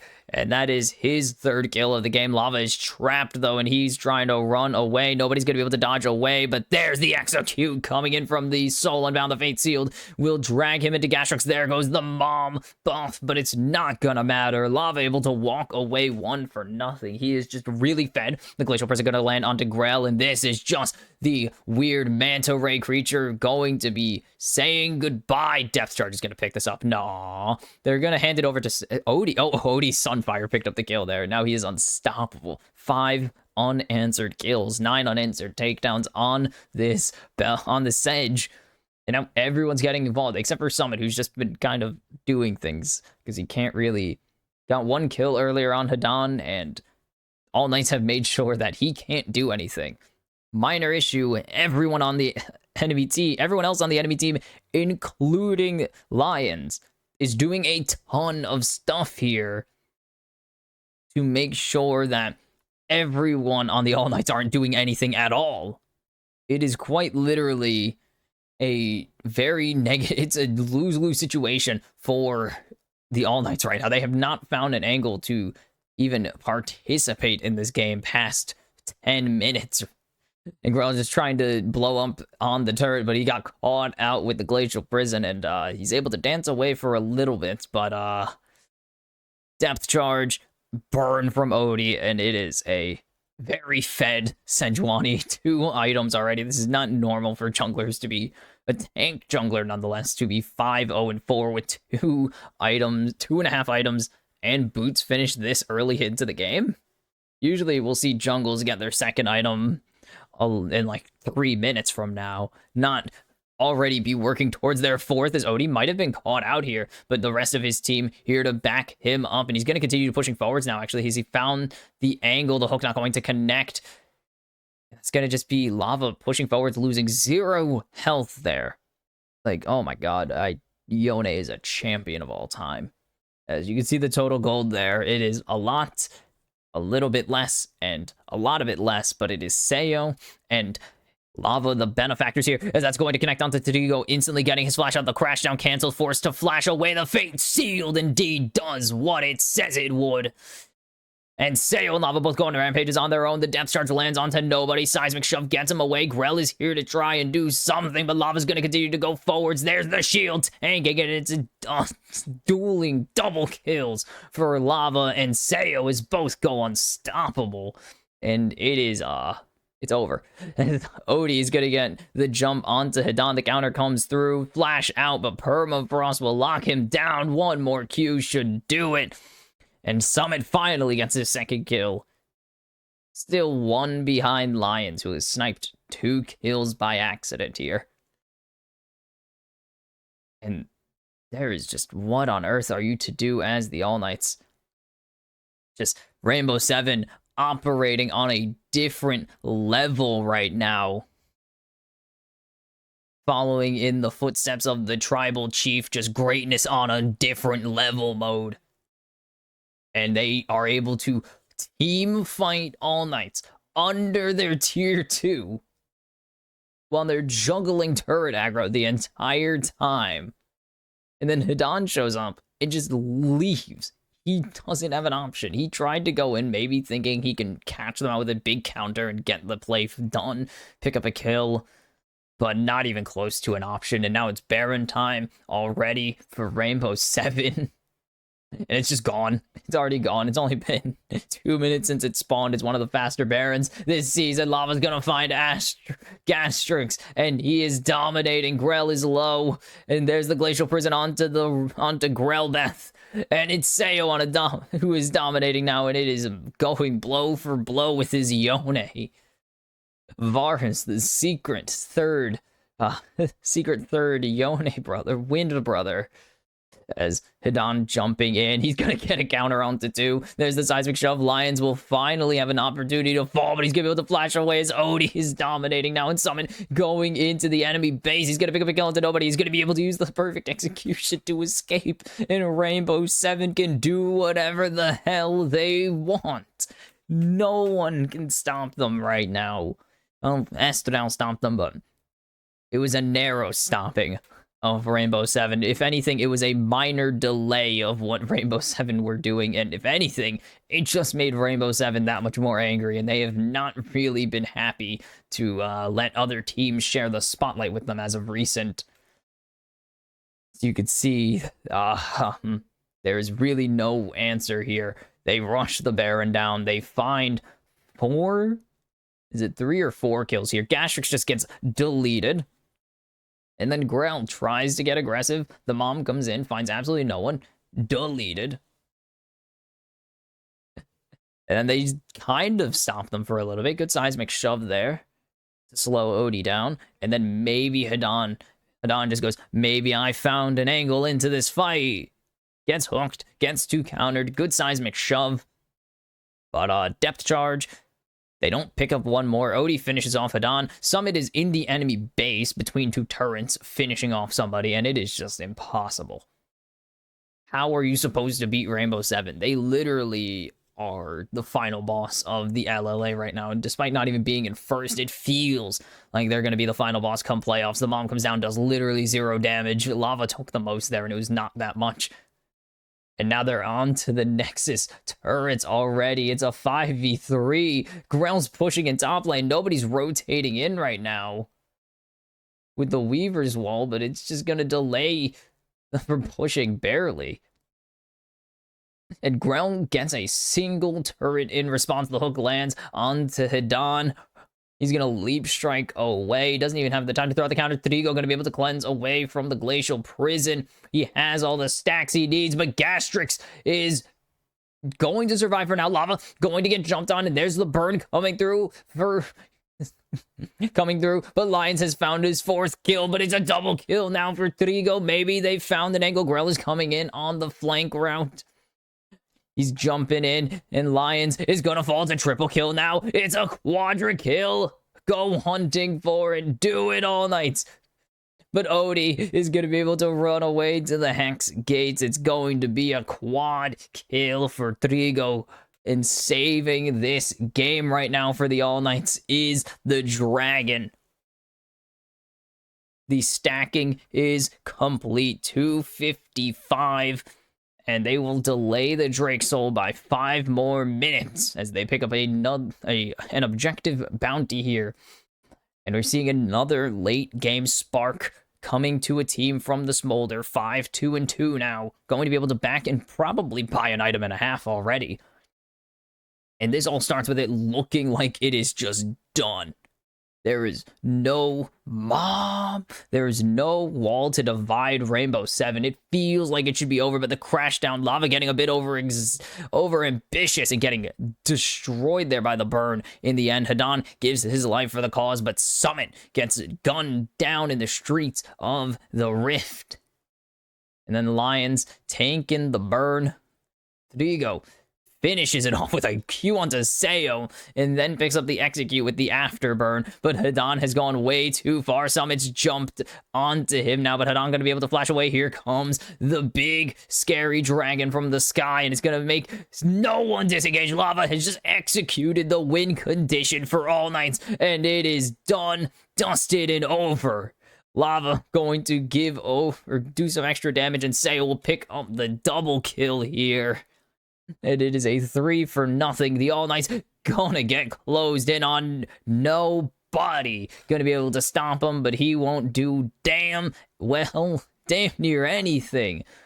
Summit gonna go golden, but they're just gonna be able to tank up this last turret with Odie. They're going for one more kill. They want the ace, and Hidan is the apple of their eye right now. They get it. Seo picks up the kill. And Rainbow 7, in a very messy late game, win game 1. And move All Knights 1 step closer to being in the danger zone tomorrow. It is a weird game, and it's all because of Smolder right there. Pretty much all because of Smolder. Getting that last bit of, that last breath, because Rainbow 7 getting a little bit cocky, thinking they can just tank everything and siege those turrets. Maybe thinking they can pick up a couple kills there, but Smolder Q's no joke. The execute very, very strong at that point. As you can see, it was like a 10th of some people's health bars, like 10% executes. And there's a reason it's called a mini Elder buff, because it is really a mini Elder Dragon in your back pocket for whenever it is late game. Time to put on the murder boots for the tiny dragon. Picks up an extra bit of kills there. Almost gets a pentakill. Almost picked up his first pentakill in the LLA. Didn't come through, but could have been the 4th pentakill in the, I believe, 2nd double pentakill day, which would have been very fun to watch, of course, but didn't really happen. They got that one splash play, got a dragon, and then immediately got nuked off the face of the earth by Lava and Seo, which seems to be a recurring theme. Also, for real this time, Seo, 100 kills on the season. Apparently, I overcalculated how much he actually had. Now he actually has 100 kills on the season. 2nd player to do so for real this time.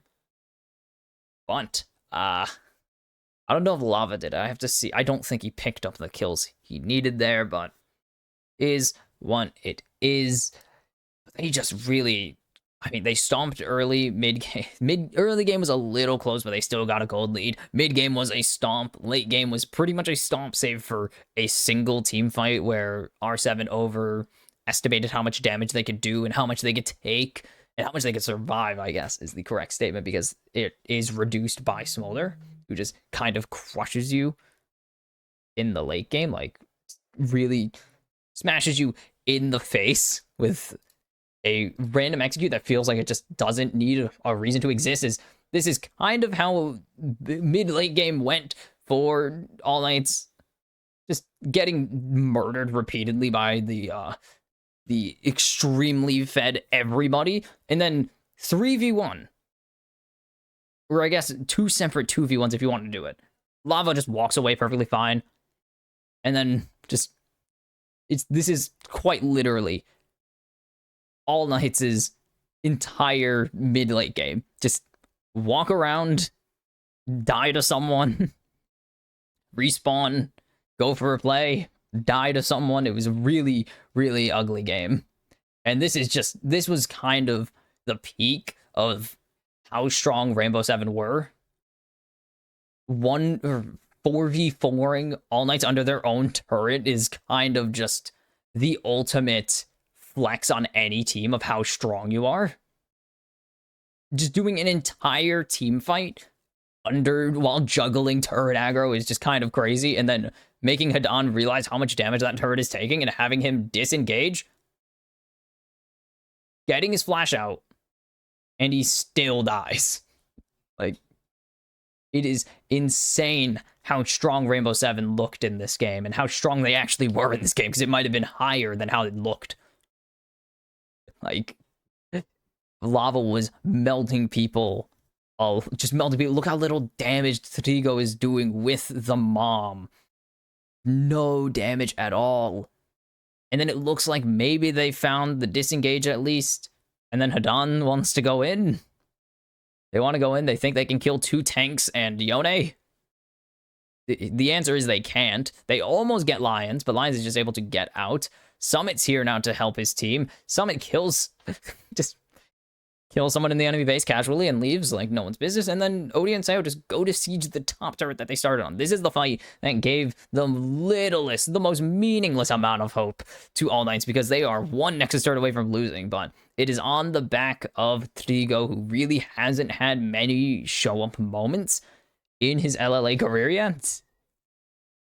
Like, coming in from CB LOL, he's kind of expected to do a ton, but he just has not done a ton. He did good damage, but no kills. Like, you could see the damage right there, yeah. Great damage from Trigo and nobody. Doesn't matter, you have 9 kills. Meanwhile, incredible damage from the triple carries of Rainbow Seven, putting in extra work. Those 3 combined out-damaged all of the All Knights. Those 3 combined were just using the thousands, ignoring the hundreds that would add to an extra like 1,500 damage. 71,000 damage coming through from the tri-carry right there. And that is kind of the thing about Rainbow Seven, is they're confident in their play, they're confident in their flexibility. They took a Talia-Yone matchup, which probably should have been a little bit more even than it was, and just outright won it, because they have better coordination, better flanks, better angles to take fights. And that is kind of the story of Rainbow Seven for the most part. They won't only skill... I would say they're a bit better regionally than C9 are regionally, because usually C9 strat is out-skill you at all positions and use that to choke you out of the game in each individual position.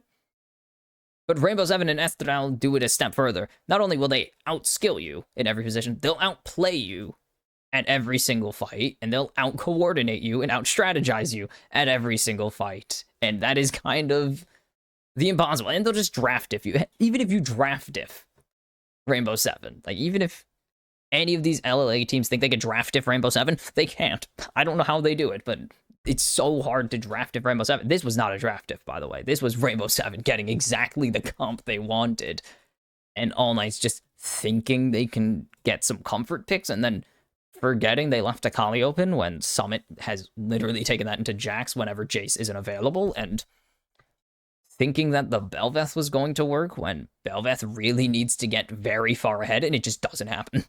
It does not happen. It's happened the 2 times that we've seen it, and the 3rd time was indeed the charm for enemy teams, as they finally give Bel'Veth her first loss in the LLA, and it wasn't even really close. Grell had some really good plays, but then just, again, Bel'Veth can be fed, but the rest, or Bel'Veth can be even. That was an even Bel'Veth with Sejuani, which is insane to say that a 3-kill Bel'Veth was even with a tank jungler, because that tank jungler was 3-0-3. Like, oh my god, they put Sedge on a killing spree by accident. Odie wasn't even trying to take those kills. He was trying to hand over some of them to Seo, and he still ended up on a kill. He ended up on a rampage by accident. Like, it's just insane to think of that. And hopefully we don't see that many more Bel'Veths, especially when your team needs a tank. You have Jax. This was the last pick of the draft, too. You have Jax and Smolder. Why do you think you need a 3rd damage source when you only have a Rel for tanking and a single Jax ability for tanking, specifically auto attacks? Why do you draft a 4th damage dealer? You are not Estral. You are not Rainbow Seven. You will not lane or jungle diff your opponent. You will not support gap your opponent. You are not the highest skilled team in the region.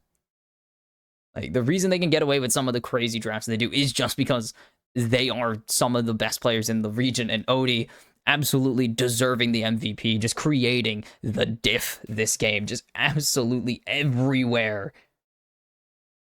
Any corner you turned, Odie was there to put you in a small gray box and made sure you left that battle in a gray box sent back to your home. Like, it was just absolutely unbelievable how active Odie got. And that's kind of what you want on Sejuani. Yes, this is just hilarious. Lions is, I think, level 7, level 8 at this play.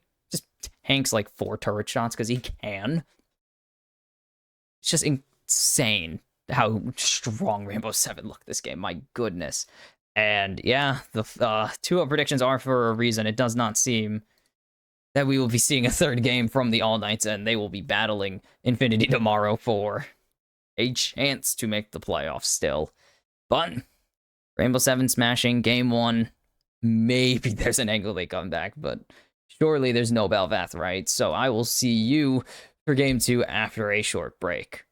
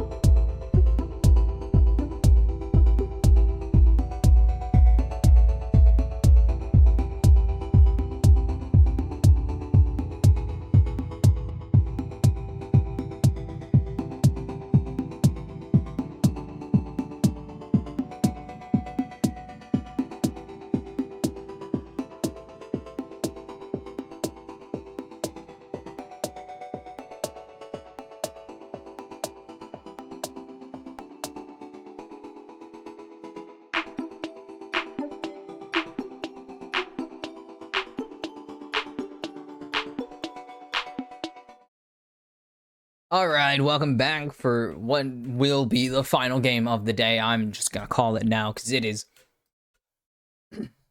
Sorry, there's something in my throat because I'm dumb and can't do things properly. But God, why am I so bad at this? Ah,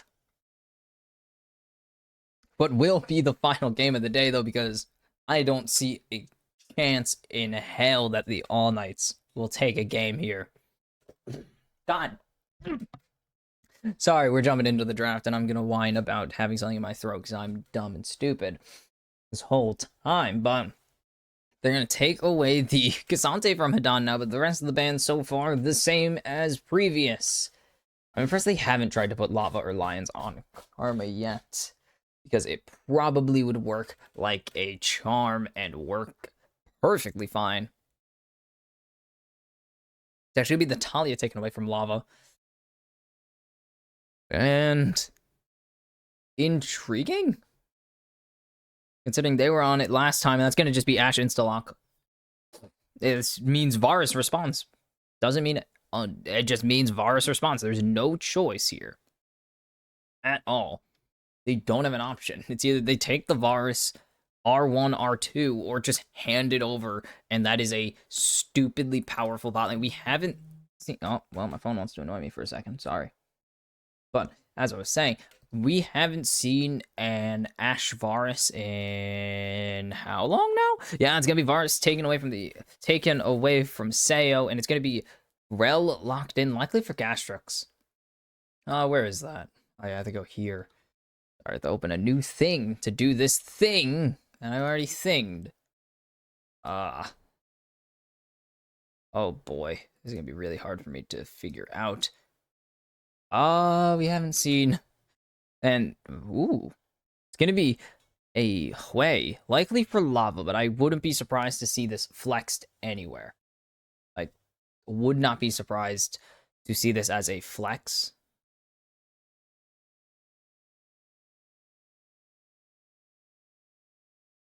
And what is going to be the final pick here? Is it going to just be jungle?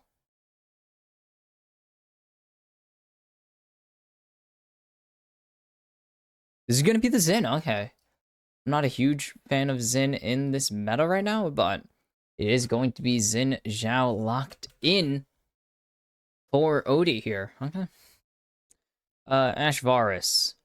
To see Ash on the same team as Varus. This is going to be very difficult because Ash is pretty much banned every game.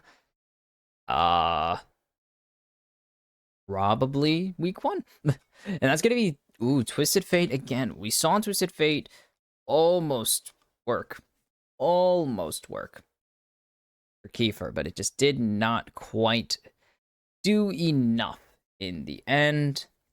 And Infinity would lose once again their 6th straight series, as this is going to, they're assuming this is a way mid, so it is going, or a way bot lane, so Orianna banned away from Lava just in case. Saw an Ash Kalista, that was fun. Yes, Ash Kalista was super fun to watch. Are you kidding me? It's been a while, to say the least. Nocturne taken away here. Okay. Interesting.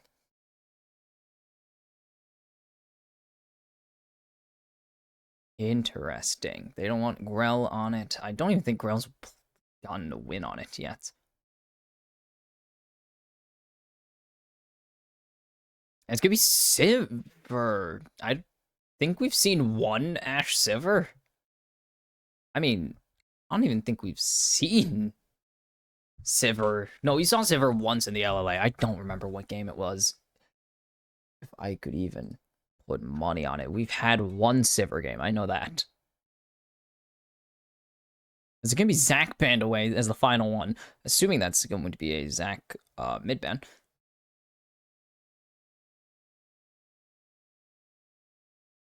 There's been no Sivirs here, so that had to be definitely was either LEC or LCS then. As, yeah, this seems like it's going to be just an instant lock there. I don't see a reason not to, but they're going to go for the Varus Senna here, actually. Okay. I see what you're cooking, I think. Kate Ash could work. I see that now, but I don't think it's going to be that Oh no, it's the run back. It would be a crazy run back if they locked it in. When was this? Oh boy, when was this? Oh, it's gonna be Kate and Ash bot lane versus Varus Senna bot lane. So a very bloody one. I was going to say, is this going to be the run back of what Estral pulled back in week 4 now? Yes, week 4 against 6 Karma. Ash Ezreal, they were just sniping people. Enchanted Crystal Arrow. And the True Shot Barrage will not come true.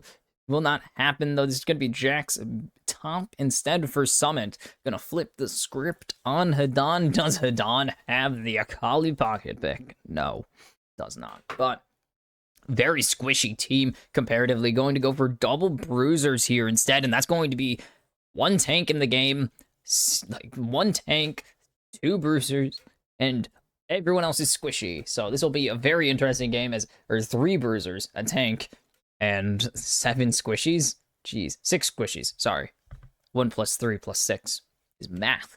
This seems like it should be favored for the All Knights, but again, even when you think you've gotten some draft advantage over Rainbow Seven, they still can absolutely body you, as we've seen from both Rainbow Seven and Estral, and even some from Isurus. If you are better than a team, skill-wise, in each position, you can diff them besides whatever you draft. I mean, we've seen this in plenty of regions. We've seen this in North America, we've been seeing this in Europe for quite some time now, and just teams with better players can kind of get away with drafting a little bit weirder just because they are more individually talented and just play and mechanics diff their opponents. So it is kind of I still very much think Rainbow Seven win this game despite drafting completely ridiculous stuff like they are. This is a very much ridiculous draft, to say the least. I cannot see, or not ridiculous, but this is a bit more of an out there, we're going to try something and see how it goes draft, rather than we are going to win this game with this draft. As we jump into the game, the last of the day, because I don't believe, even with having good engage and setup, I don't see a way that Rainbow Seven lose this game. I don't see it. I can't believe it. Not gonna happen. Rainbow Seven going to probably close this. I'm excited to see Caitlyn. We haven't seen Caitlyn in a little bit in the LLA. It's been a little. I think we've seen 2 Kates, and the last one was gonna load. It was both games. Sayo, it was 3 weeks ago now? Dang. Against S. Oh, that was 2 weeks ago now. That was their week 4 game where they kicked off the LLA second half. That was second half of the spring split. That was game 2. So, third Caitlyn game of the year for Sayo. Third Caitlyn game in the LLA. And there's going to be no leashes here. Both bot lanes are just going to start hitting each other in the mouth. Lava and Nobody have already started hitting each... Well, Lava started hitting Nobody in the mouth already before this game has even really kicked off. And I'm expecting... Yep, Gastrix and Lions and Trigo and Sayo have kicked off the violence, and that is both defensive summoners burned already for All Knights. But Lions still worse for wear, but now Gastrix looking pretty unhealthy as well. Sayo is going to look for this as well, and this is just an ambitious play. Now Hadan is fighting Summit, and everyone is just fighting. This is crazy. As you can see, the double Doran starts for both bot lanes. Again, it is really efficient for both teams to start, or for supports to start a Doran's item at the moment, because it doesn't start stacking until a bit during until after the first wave crashes, and you're gonna get 3 stacks by the time the third wave comes, or after the third wave comes.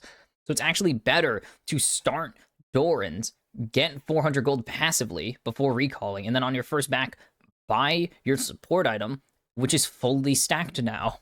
This is going to get patched out. They've already implemented a PBE change where it doesn't stack until you buy the item, so this is actually going to force supports to start taking support, or heavily encourage them to tank, or to not take a Doran's item early, but Some might still do it if they feel like they can get away with it, but that's going to be a crash down coming through, but flashes out of both mid laners now, and flash out of Grell as Odie is here. He's got the 3-point strike, but the wind is not lightning. He's going to get stunned down. There's the first 2 strikes, but there is a dodge from Grell coming through, and we have a very aggressive game on our hands. Summit is proxying. Summit's getting the punish down on to Grell, who's pinging me at this moment in time. Sorry, as Odie's gonna just punish Grell here, and there's a huge chunk. Full tilt is very strong. Stun coming through on to Odie, but it's going to be able to be an everyone leave situation as Lava is holding this wave here. He's starting to slow push this in to nobody. And this is a crazy game. 19 CS diff in bot lane already. What? Sorry. I'm busy reading silly Discord messages as Summit and Hadan are just throwing down the gauntlet like it is. The gloves are off for both of these teams. They just want to go as Grell's coming back. Lava, no flash, but Odie is here to back up his mid laner. Summit's going to land the stun onto Hadan, and it is just going down. Everybody wants to be... There's a pun in here somewhere. Everyone wants the first blood. Oh, that is it. I'm thinking of cats. Damn it. Everybody wants to get first blood. But in League of Legends, you can't always get first blood. We can see Summit stacking a gigantic wave into Hadan here, and he's probably going to just punish this. Probably also going to miss some, because it is Aatrox we are talking about. His wave clear is booty cheeks early on, as Summit is going to tank some damage from Hadan, but be able to leave. And he's going to just take this back here. He's going to force a lot of waiting for Hadan. He's not going to be able to get his back is pretty much the goal here. Lava has no flash. Grell's coming in, but he's got to disengage. They have everybody up here. Gastrix and Trigo came up just to make sure something went down. My goodness. I love this. This is why CBLOL is... This is why my favorite region to watch is Brazil, because it's just this. Its teams love getting aggressive down there, and it's one of the most aggressive regions. It's also why Vietnam is such a fun region to watch, because they just want to fight each other. And LPL, it's like, they just want to beat each other over the head with all the abilities and damage they can. They all want to have the highest damage number as possible at the end of the game. And LLA has seemed to embrace it multiple times this season, with just several clown fiesta kill scores. But it's going to be all 3 early grubs over to Odie here. And, oh man, I'm just having fun. I absolutely love games like this. They're not technical. These are like, it's kind of calmed down actually, but games that just are kill fest are usually the least technical League of Legends games, but it's the most fun ones. We're just going to see farm here. Summit going to go in, going to land the counter, actually. And that is actually massive, as that's the World Ender forced out, as he's already activated the Grandmaster at Arms flash away from Hadan, and it's going to be Summit getting a massive trade there, as he doesn't really need the Grandmaster at Arms to bully Hadan, but Hadan definitely would love to have a World Ender to beat up on Summit. But Grell's here. Oh, baby, if Grell can get this engage. He's just going to leave, though, as I think he knows. Well, Grell's spotted out anyway, so it doesn't really matter. So I'm just going to push this wave in once again, and either is probably going to back, actually, knowing where Grell is. It's going to be a back, not a... either a back or a stay, not a proxy, because there's no way he proxies this. Grell's here. Grell spotted out again, so Summit knows to back the hell up, but here comes nobody. The stun going to land is countered. He really could have just put it in faster, but I don't think inputting it any faster would have changed much of anything. Hadan going to go in onto Summit now, but there's the dodge on the Q3 and the Infernal Chains recast, or reproc, not even a cast. Everyone's going to be able to leave with their lives. Oh, baby. As Lava going to pick up a plating in mid, and the game is definitely slowed down quite a bit. A bit of aggro everywhere, though. Nobody ulting up in the top lane with Grell at his side, and now Odie invading. Grell is spotted out, and now he's going in, but Gastrix is here. And Grell going to actually tank the ulti. I don't think he was supposed to, but Grell going to be able to smite away his blue, or smite his blue buff. So he does end up getting it. And this is a bit like wrestling matches, just all weapons, no technical. He's trying to get the counter out. That's the thing. He's trying to get the counter out of Summit early. He's not going to be able to. It's not really a situation. Just like, this is a hardcore match. Minimal technicality, just all chaos and all fun. And it's still a hunt for first blood. The root not connecting. The Thunderbolt not connecting. But it's going to be Lava using this pressure of the just kill threat to pick up the first plate. Another plating here. And nobody is so low right now. I hate having to cast the name nobody because it just sounds confusing. As here comes Grell, the flash Q lands, flash out of lava on the crash down, and nobody couldn't get there in time to pick up the extra chain CC onto lava. Would have been nice. Dodge away from the severing bolt. He's gonna pick up that entire wave with a red card and a and the wild cards. There we go. As he's gonna get his back off right now. Doesn't have teleport actually because he has. I actually don't know if his regular teleport's out, but doesn't have the teleport at the moment. Has Roa finished. Let's go. We're just getting in there. And Summit starting off the fight again. And Hidan going to land the Q1, but it's actually not going to get the juggle. He's still going to land the Q2. My goodness. A Q3's a pair of minions. Gets him beat up. Nice and beat up for him. And now Hidan staring down. Summit's going to tank a turret shot and be forced to disengage. Oh my goodness. This is just... Both teams are looking for a way to kill their opponents, and it's not happening just yet, but it feels like there's so many close moments. As Summit is going to jump onto Hidan. Not going to dodge the Q3. He just doesn't get out of it, but Hidan doesn't have any follow-up here. This is just silly.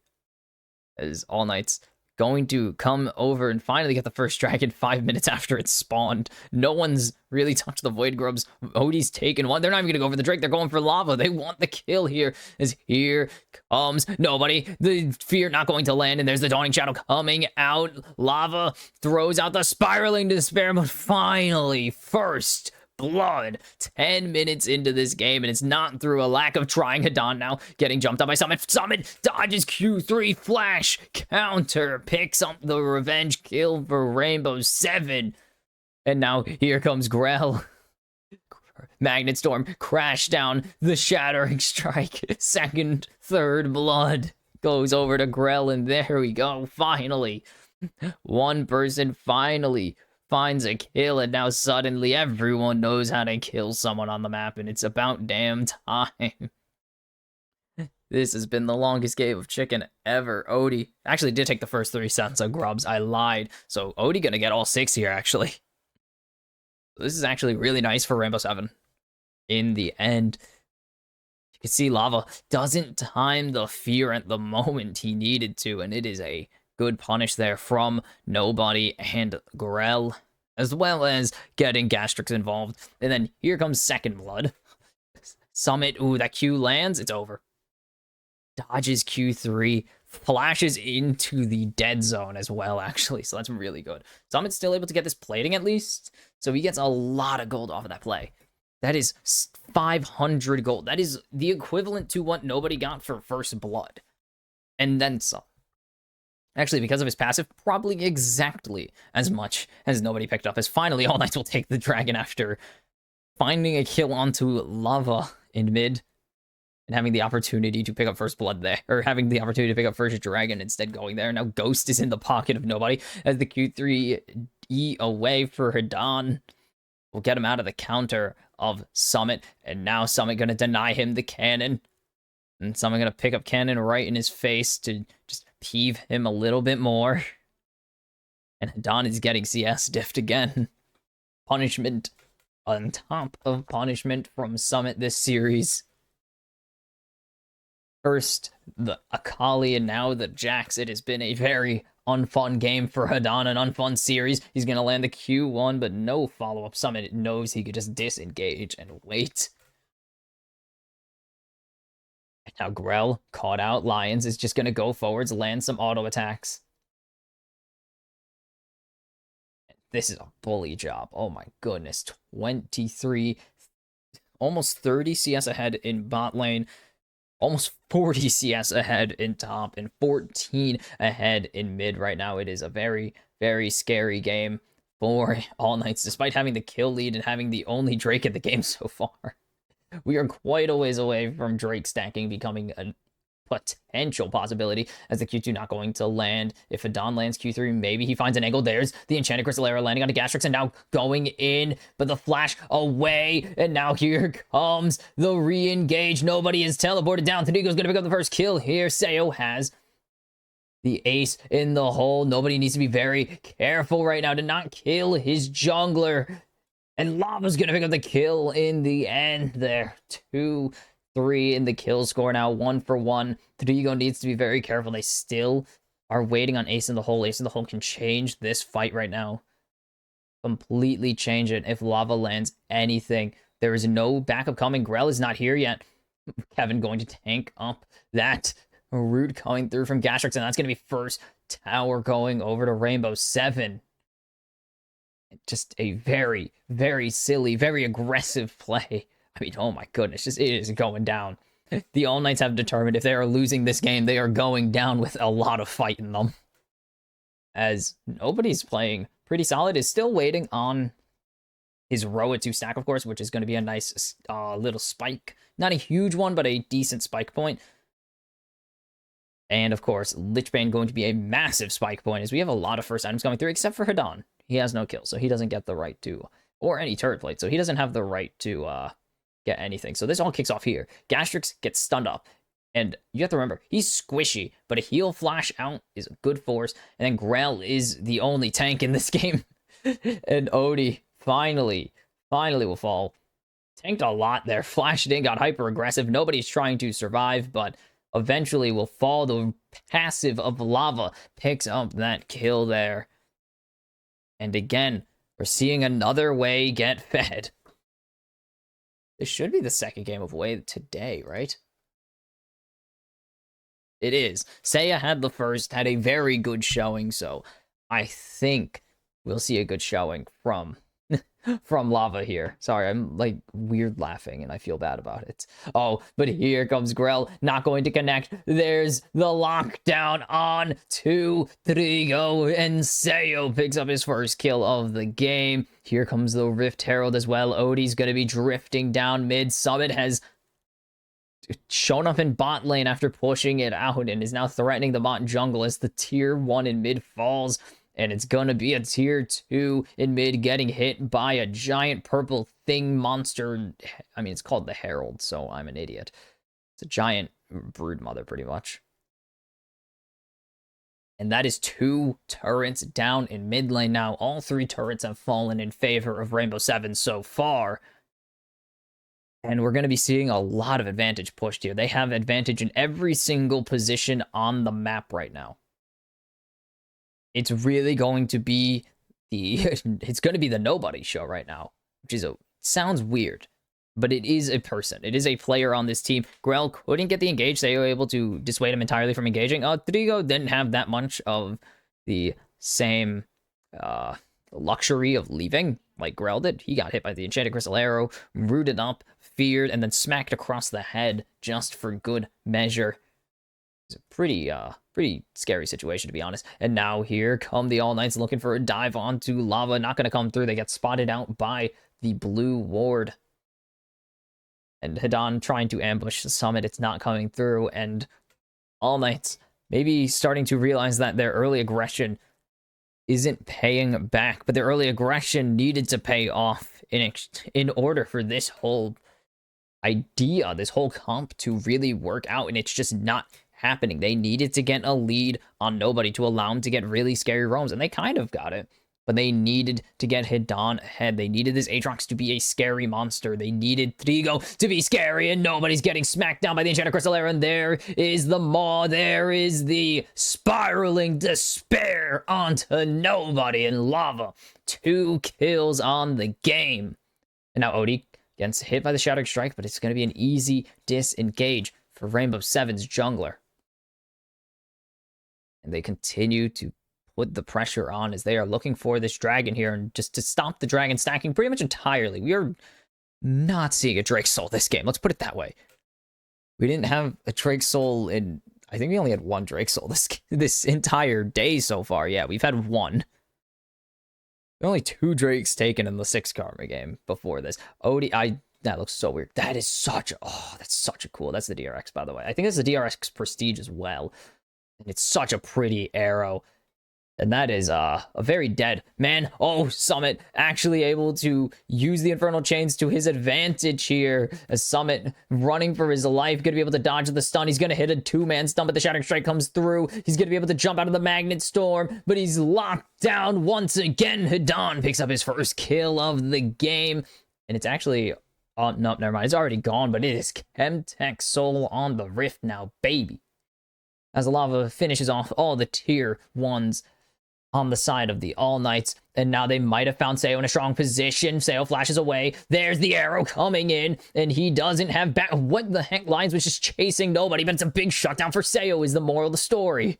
And now 5v3, they're going to be able to catch out Odie. They're going to stop him from going to, or he's going to stop running away. They want to hit him, and they will. Nobody picks up another kill here.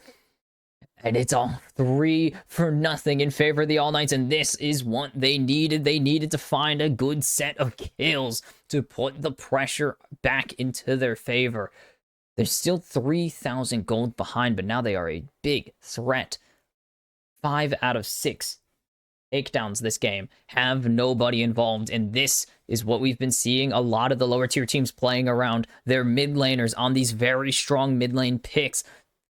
On these very roam-heavy mid-lane picks, the Talias, the Azirs, or the flank-heavy ones, I guess. The Talias, Azirs, even the Ways, I guess. Way isn't really flank-heavy, but he is still a Way, and especially the Twisted Fate, with the ability to just teleport anywhere he pleases. Great arrow, but Lions is running alongside nobody, which means the sun is coming in, whether it's Grell or it's whether it's a Shattering Strike or a yellow card, it does not matter. Nobody actually tanks the Spiraling Despair, which is huge, because if it gets onto Grell, the lockdown gets a lot harder to pull off, but that is a massive passive proc there for Lava, but it does not mean much in the face of 3 members dying on the side of Rainbow 7. Now this is a very interesting situation we have found ourselves in. The gold lead in favor of Rainbow 7, but I mean, it still feels like the All Knights have the fight in them, but nothing going to land onto Seo. But maybe now they found the angle, and Gastrix has found a kill. Nobody is getting jumped on, though, and that is Lava going on a killing spree, and they don't have any follow-up damage. They need to run away right now, but Summit is here, and he is scary. And that's going to be another one going in favor of Odie. None of the sweet spots land, and Hidan falls as Lava goes on a rampage. And now, when it just looked like such a good angle, they force the fight. They get 1, and then they lose 3. It is on the back of Lava. This Way has been so good today. The 12th kill for Way.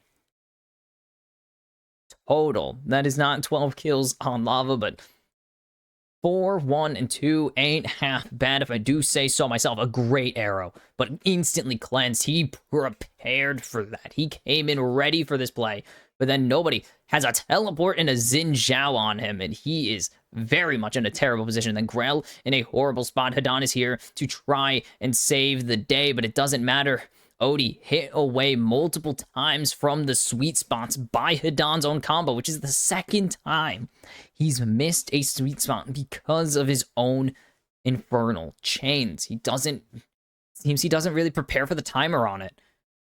And it's being punished. It's being really abused. I mean, it's not even being abused. You can't really prepare for that unless you build all your stall around it, but that is Summit just beating Hidan over the head with the lamp. Give him a real weapon, he would 2-shot you, but instead the lamp takes quite a little bit to kill at this phase of the game against a quite beefy Aatrox in the World Ender.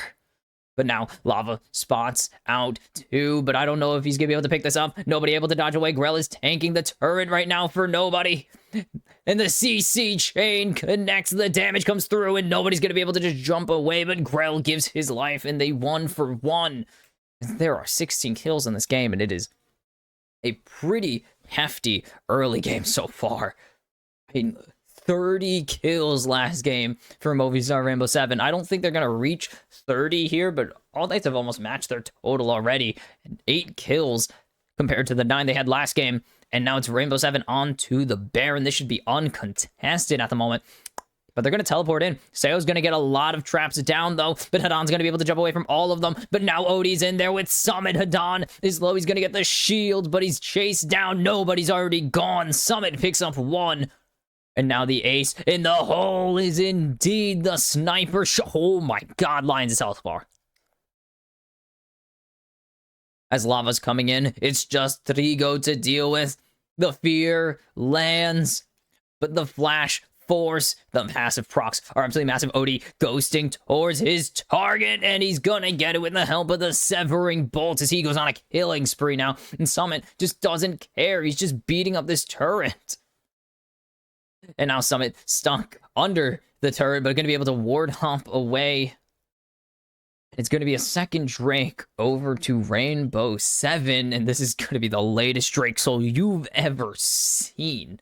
For like this is going to be a 5-dragon Drake Soul, probably, based on the pressure that Rainbow 7 have, and it's going to take forever.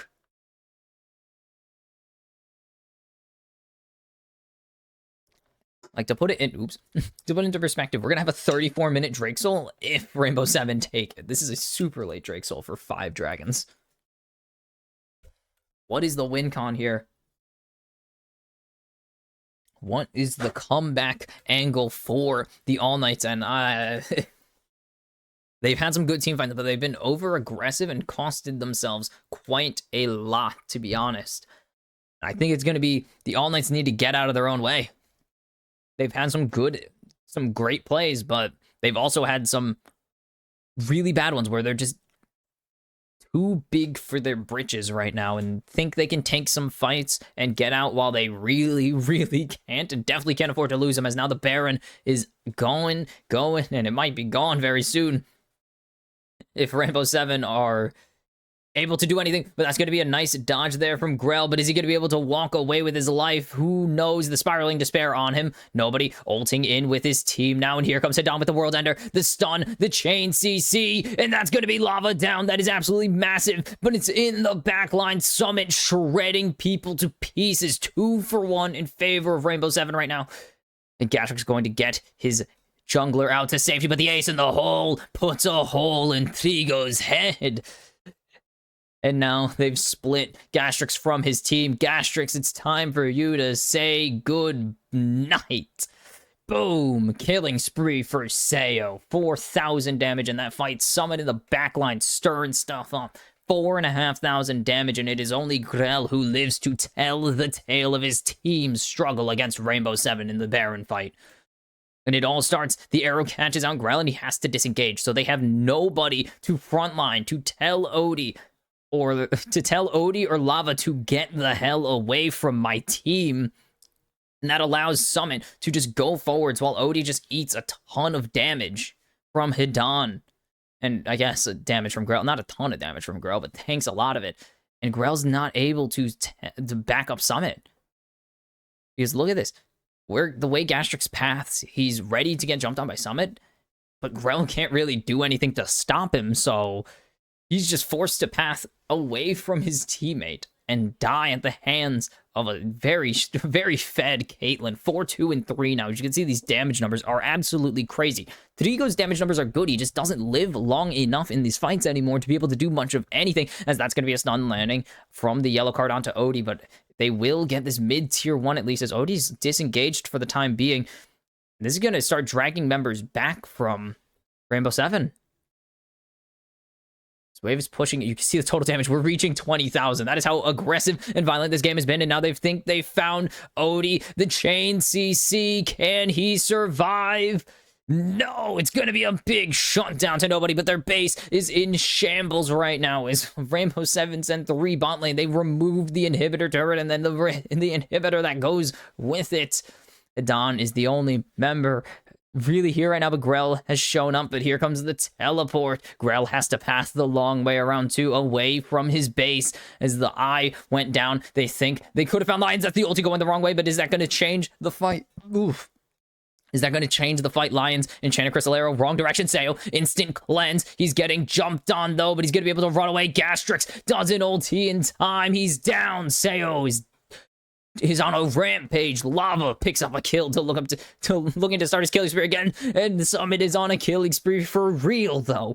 Nobody in Trigo. It's not even gonna be close here. Actually, a good CC chain, but the stun doesn't come through. They are running to the wrong base. Trigo running away, but Lions will finally find him. Maybe Trigo trades back. He will not. Lions picks up a kill here. Nobody trying to dance around, but Odie has looped around. He has found a way, and it's going to be a double kill for Lions, and this could be the start of the end for All Knights here in this game. The ace comes through, but they only have 4 seconds to push before anyone's out on the map, and Gastric's already back, so not a ton coming through from that play. But look at these items. 3-item Caitlyn, already 3.5. Almost, well, he has the Doran Shield. So whenever he finds the time to sell the Doran Shield, that's going to be a 3.5-item Jax. They have a really accelerated jungle, actually, as well. And that's kind of the concerning thing. 3 and pretty much 4 items on Lava right now. He's just waiting for a couple hundred more gold right now. Summit going to be able to bully Grell and then back him up with the enhanced blast cone. Gastrix going to be able to dodge the arrow, but it doesn't matter. Lions is rampaging now as a freaking support. Ash, right? That's crazy. Grell going to have the ace of the hole on him, but he's going to get it blocked, and that is Summit going down. A shutdown to Trigo. If he can find more value in this game, that would be absolutely massive. But now Odie jumping onto Hadan, but he's going to get hit by the Q3, but Trigo just can't do any damage to him yet. That's a lot of damage dealt once he leaves his ulti, though. Lava forced to flash away, but the fear going to connect, and now Sayo, unstoppable Sayo with a double kill, and this is the end of All Knights in this game for certain. It was the beginning of the end before, but it is just the end of Rainbow Seven's game against All Knights as they are crushing them. Actually, do they think they don't have an angle here to finish? Maybe they don't, and they will not if Sayo gives his life away, but he will survive narrowly with the heal from Lions. And it's going to be a 4v2 once again as Trigo went in aggressive with the flash, trying to finish the game off. The Enchanted Crystal Arrow not going to connect, but nobody is in a very good spot. The stun going to connect onto Lava, but that's Odie going forward and picking up or gifting the kill to Lions, who goes unstoppable. 5 kills in a row now. And it is all for naught. They thought they had an angle here. Grell is coming in, but they are just hitting the Nexus. Sayo has the damage, and they'll pick up one more on to Grell. But it is all over. Rainbow Seven secure 2nd place in the LLA Spring Playoffs. And All Knights will battle for a chance to secure playoffs tomorrow against Infinity. And that was a... Oops. Sorry, punch the mic again. I have a tendency to do that because I'm just bad at moving. But this seems to be a recurring theme with some random... with pretty much all these all the bottom tier teams against the top tier teams. They find a way to make some of the games close, but never close enough. The only one that really was convincing was Leviathan that one time, as Rainbow Seven take their 9th bow of the season.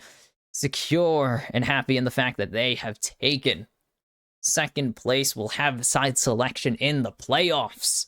They don't really care about the other stuff that it comes with, like sending All Knights to a near must-win situation against Infinity tomorrow. They don't care about that. They care that they have secured themselves an advantage for the upper bracket semifinals come playoff time, because that is what's most important to them in this moment, is looking after number 1. And number 1 in that case is Rainbow Seven.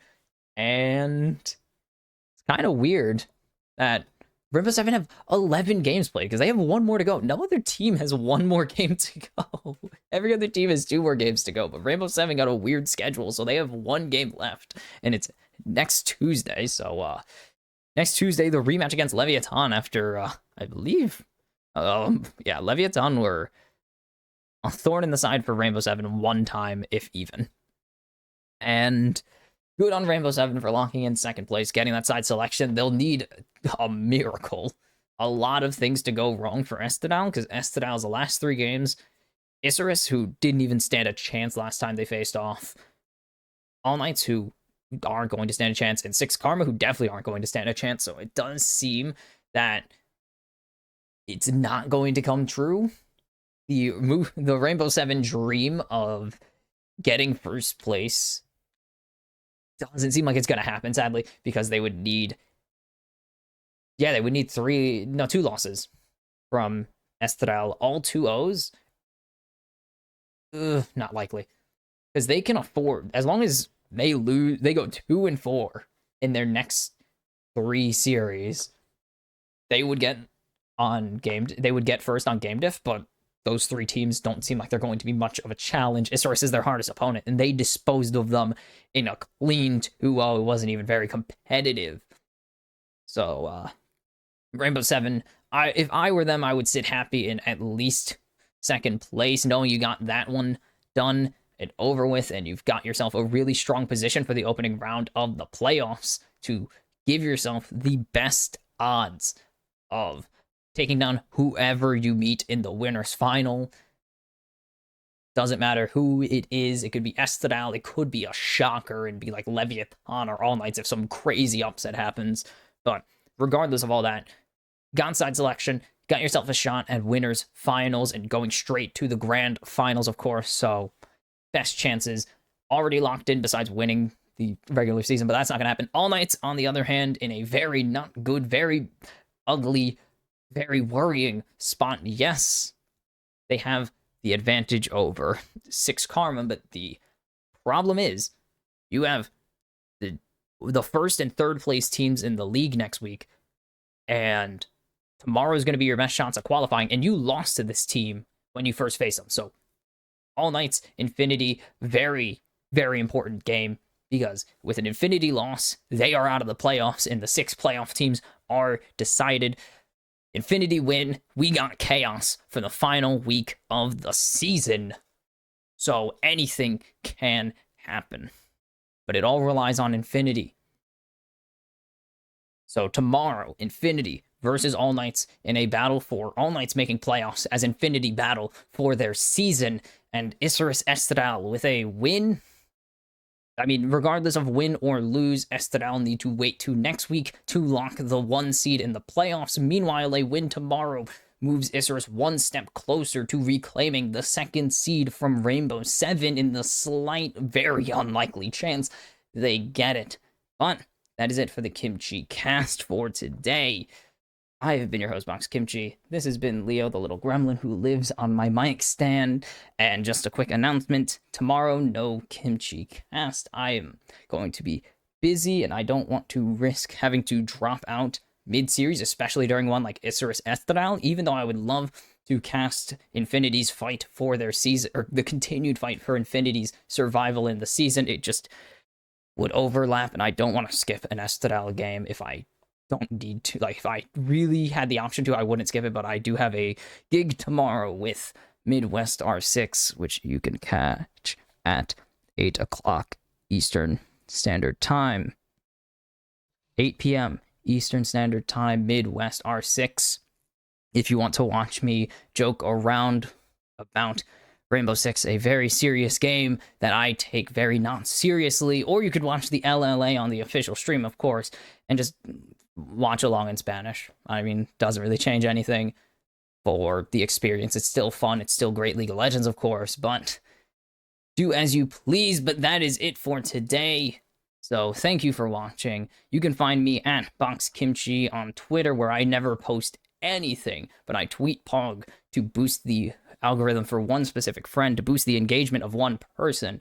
And catch me, I mean, you could, I think I have nothing on YouTube right now, at BoxKimchi on YouTube if you want to watch me speedrun Speed Racer the video game. And of course, if you want to rewatch any of this, at Kimchi Casts on YouTube, where all VODs are posted, and you can actually watch the, I guess, YouTube exclusive. Ugh, it's not good. It's really bad casting, but I casted Worlds very delayed because it was very early in the morning. I didn't want to do it live. So, for real this time, that is it. Thank you for watching. Have a good night.